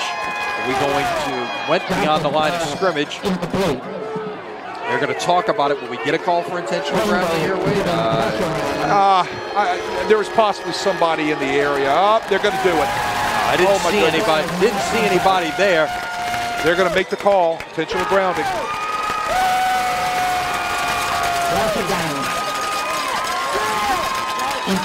Now here's the interesting deal with that. Mr. Benoit, the white hat, was didn't have to confer with anybody, but the flag came out late. Well, I believe one of the officials from the side did come over and talk to him. Okay. I didn't see a conference on that. And I know down on the Covington sidelines, they were all over the side official over here, as they should be. There's your intentional grounding call. That's going to be a loss of down. And I know the Covington sideline was all over the side judge, or the line judge. I couldn't tell if there was somebody in that area right along the boundary because he could have been blending with all the white jerseys on the boundary. Right, exactly. Who's on the bench? Who's on the bench and who's in the play at that? Correct. From our vantage point. Now the officials are gathered up at the 47-yard line. Well, what they're doing here is they're making sure that the penalty is going to be assessed properly and where should the spot be when they mark the ball off, and then properly apply the penalty.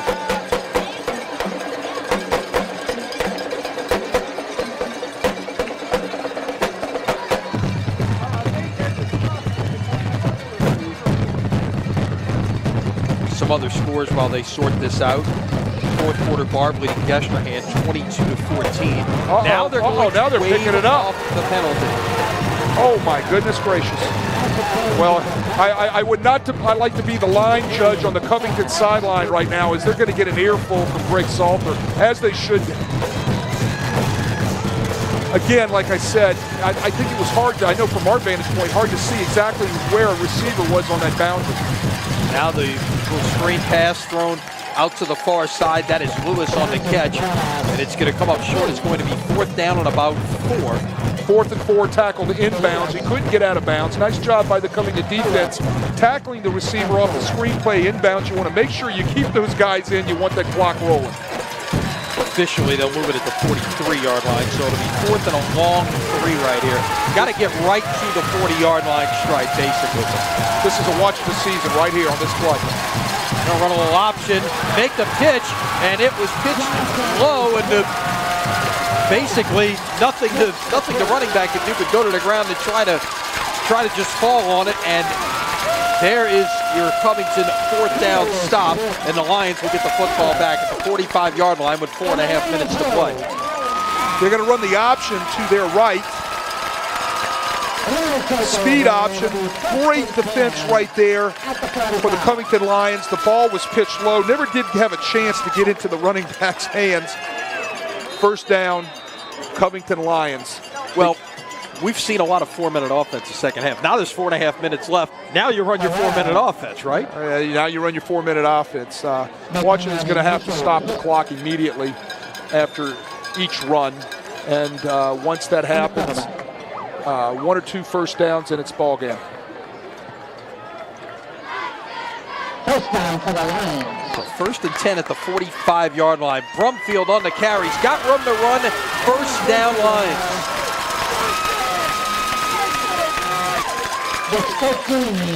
Well, that moves the chain. And I guess in a perfect world, you'd like to see him take a couple of plays or 3 plays to get that. You know, maybe get to the sticks and fall down just before it, but it doesn't quite work that way in athletes' minds, as they have one purpose is to get into that end zone. But they'll reset the sticks and the clock will start running, and Covington will run the play clock all the way down and snap the ball probably within inside 3 seconds on the play clock.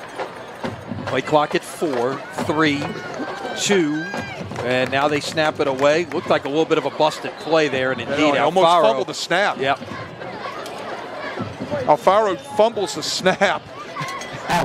Or he just falls on it, or he looked like he might have even been turned the wrong way. I'm not sure what the problem was in terms of the miscommunication. Or a combination of both. We'll see it right here on our replay. He's going to reverse out from the play, which is going to his left, and he doesn't have a grip on the ball coming out from underneath center. He almost put that ball on the ground. So it's a loss of 2, 2nd and 12, ball at the 43-yard line. Under 3.5 minutes to play. And again, he'll let it run down. 4, 3 on the play clock. Got it away with 3. Brumfield will get 2, maybe 3. And it's going to be 3rd and 9, and we're going to get a timeout from Ouachita Parish. 3:16 is all that remains right now. And again, if things continue going the way they are here at Jack Salter Stadium and up in Ruston, you're going to see 2 of the finest running backs in the state of Louisiana. On the same field in a rematch of a first-round game from a year ago that you and Ken broadcast, which And we saw both of them featured, and that was part of the reason we picked that first-round game back 53 weeks ago to be able to go check out because of the showcase of running backs. And again, we may get a shot at seeing that if things hold up. See if we can get an update on what is going on there. Could that be the Crescent City Sports game next week? Anything is possible. We've got a lot of options. It's clear that a lot of teams in the New Orleans area will be at home next week. John Curtis leading 28-21 over St. Paul's in the fourth quarter. Brother Martin has come back to tie Scotlandville 21-all third quarter. Final now from Shreveport. Evangel has defeated Archbishop Rummel 14-7, so the top seeds advance. They will be at home next week against either St. Aug or Catholic. Catholic leading that game 7-3 in the fourth quarter right now.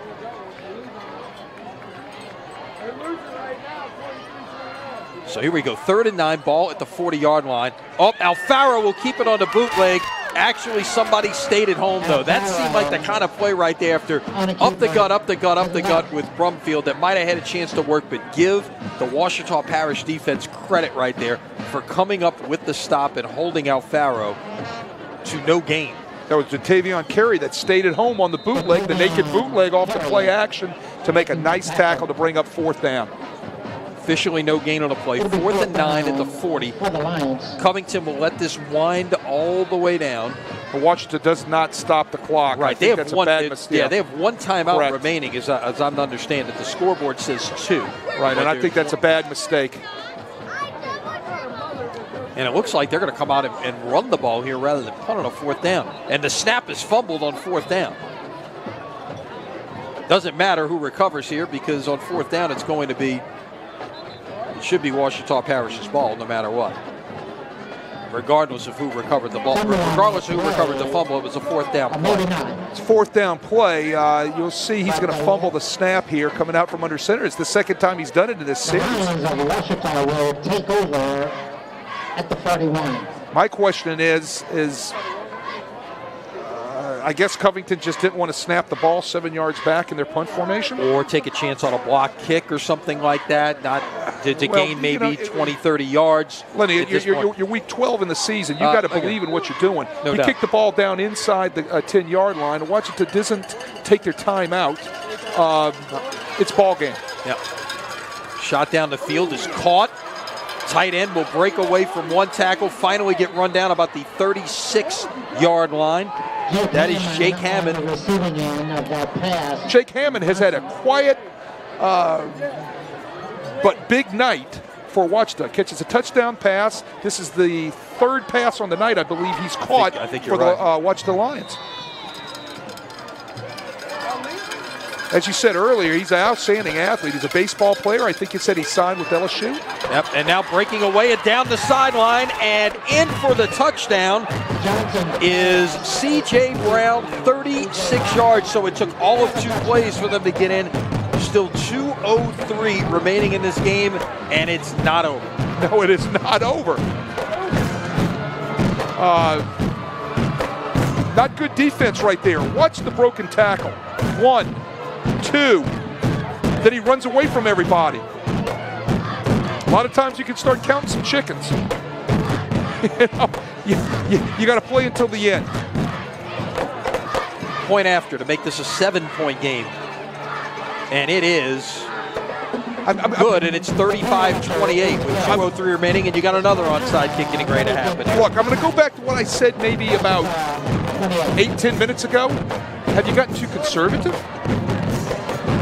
You know, I know you got one of the best running backs in the state, but what you were doing in the first half by using your motions, using your formations, still feeding your best running back, spreading the ball a little bit on play action, doing things that are within the realm of your offense to be able to put pressure on a defense, you completely got away from it in the second half.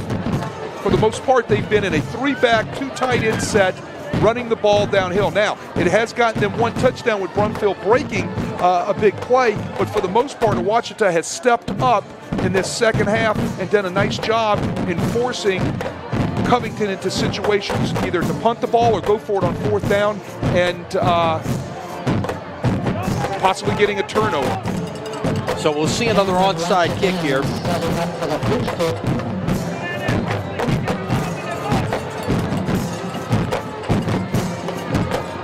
Now they're going to move it over to this side, perhaps. No, he can move the ball anywhere he wants to on that 40-yard line. He can move it anywhere on the sideline. He elects to come to the hash, which he feels is going to give him a better angle for the onside kick. And a little more room from which to work, perhaps. Let's see. Possibly. You can only have 6 men on that side. Yeah, that's one of the rules. You got to have 6 over 4. You can't have any more than 6 to your right or your left. Here comes the onside kick. Big hop. Covington will field it. And the Lions will have it at the 49-yard line with exactly 2 minutes remaining. Now, that was a good decision made very close to the 10-yard line to gain with the ball by the Covington Lions to go ahead and jump up and recover that ball right there at the 50-yard line. 39. So De La Salle is a winner this evening over Hannon, 52-14. St. Charles Catholic a winner over St. Louis Catholic, 42-10. Both of those schools now on to the semifinals. That's in Division II. John Curtis has stretched the lead over St. Paul's 35-21. That's a fourth quarter score. Catholic has now gone final, 7-3 over St. Aug, and a defensive struggle in Baton Rouge tonight. Catholic will make the trip to Evangel next Friday night. And now we're going to see more of a spread formation this time, and Brumfield will run it on first down and gain about 3. So, Wade, after some of the struggles that we saw going with that goal line look for so long, now they're going to spread it out and get some defenders out of the box and make them have to cover the field. You said it. You got defenders out of the box. Now instead of 10 being in there, all right, now you got 8. And you give it to one of the best running backs in the state with creases and allow him to be able to run. I just think they got a little conservative as they came out after the second half. Ouachita, I believe, has used their last timeout, even though the scoreboard says there's 2. Yeah, 1:54 remaining. So basically, it's down to this, Wade. First down, game's over. Assuming, again, you can handle a snap, because, again, that has been a bit of an issue. And that might have been part of the reason as well that they went back to that look with the shotgun snap as opposed to going under center, because maybe they've been struggling with the center snap. That could have something to do with it. There's no doubt about it. You know, you practice every day in a shotgun snap and you don't take many underneath center. It's kind of hard to do it come game time. Give it away to Brumfield on second down. Get about a yard. It'll be third down and 6. Do you give it to Brumfield here again, or do you run some sort of play-action pass? I don't know if I want to stop the clock right now. They are out of timeouts, even if you just run it, okay? Your play clock is, you see the game clock on your screen at 1:32, 1:31, 1:30. Your play clock's at 16, 15, 14. I think you got to keep the clock moving right here. Even if you don't get it, the most they're going to have on the clock is 25 to 30 seconds. Third and 6. 3 on the play clock. 2. They will give it away to Brumfield, trying to come this way. He will get a couple, but he'll come up short of the first down. Let's watch here when they get the play clock started. As the game clock is getting ready to tick under a minute. You got to punt the ball, Lenny. You got to punt the ball. You don't want to give the ball up to Ouachita right here at the 42-yard line. Now the play clock is running. About 30 seconds difference between game and play clock. 45 on the game clock. Now down to 12, 11, 10. Greg Salter might just use a timeout at 1 here. And in fact, he's standing next to an official. That's what he's going to do. Might even take a delay of game penalty. 4, 3, 2 on the play clock. 1 and timeout to St. Paul's with 30 seconds left in this football game. Okay, we saw this before in the last series. They didn't punt the ball on fourth down. Do you punt the ball now? I think you go have. for it. You got to punt it. Well, after what just happened, exactly. That they scored on 2 plays very quickly. I think you've got to punt it back at this point. Make them try to go 80 plus yards in 20-something seconds with no timeouts. Here's the deal. I'm on this side of it now. Here's the deal. I'm on this side of it now. Okay, and I can stand up here and I can make some of these decisions and things of that nature. But, you know, I'm not on the job. Yep. So by the way, we can confirm to you the winner of this one is headed to Hahnville next Friday night. Hahnville defeats Ruston 23-21. Final from Scott this evening. Acadiana defeats Landry Walker 24-22. Acadiana is hot right now where they are in the playoffs on the bracket. 3 seed. Heck of a game there tonight. Alfaro will kick it away. Kicked it away, and you let this thing roll for a while. Now, look at this. It's picked up by the linebacker and running and getting it out past the 50-yard line is Carl Glass. They did not have. What a crazy looking play. The ball took a bounce. Glass with a heads-up play, picked it up and started running with it when they kicked it away from the deep man. So with 17 seconds left. Well, I tell you what a heads-up play by Glass. Ball's right in front of it. What does he do? Picks it up. Now he gives his football team a shot at tying this thing up with 17 seconds left. Right. They've got 49 yards to go, 17 seconds left. Covington will rush 3. This is a lateral. This could be a double pass. It's going back the other way to the quarterback. Does he have the blocks down the side? 40, 35, 30, he'll step out of bounds. So the double pass with 7 seconds remaining. Johnson lateral to Newman, and Newman threw it back across the field to Johnson. Let's see where they spot it. It'll be officially at the 30-yard line. It's a gain of 19. 7 seconds remaining.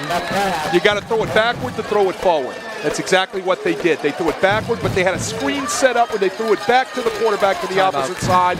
We've got a timeout for Covington right here. They're going to set up the defense.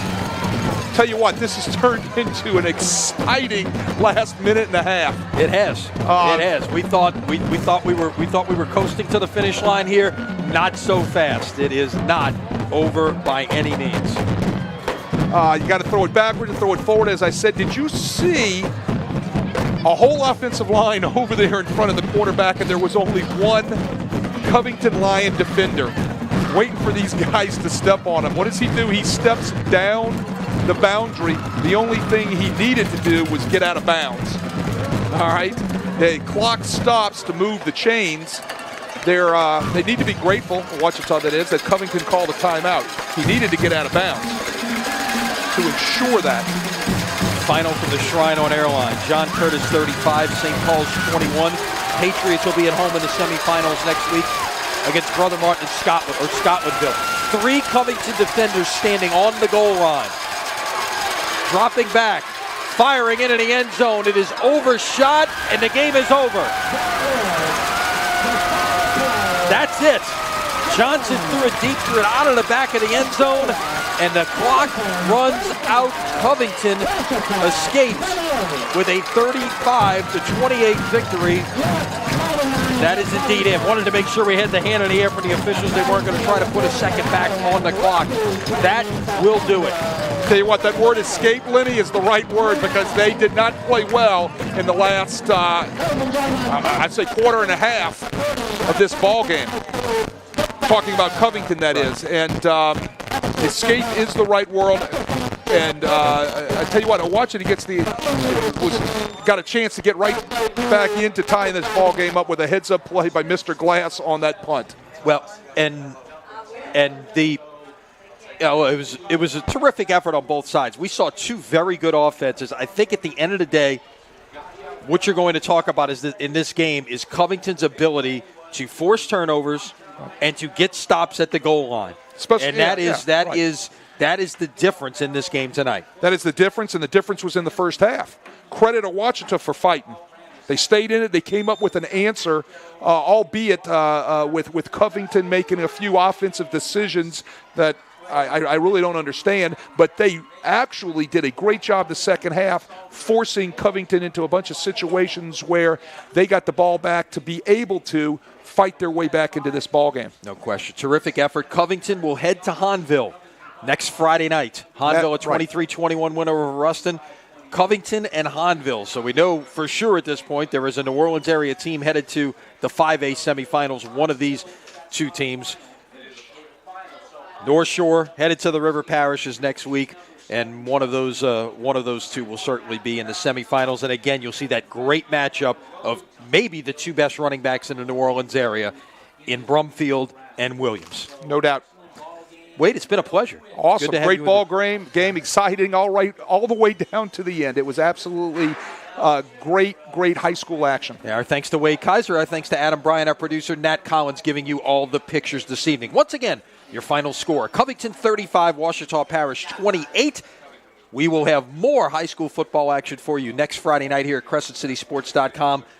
Stay tuned to the site. We'll have an announcement on exactly where we are headed next Friday. So for all of those great people who helped bring this to you this evening, I'm Lenny Van Gilder. Until next Friday, so long, everyone.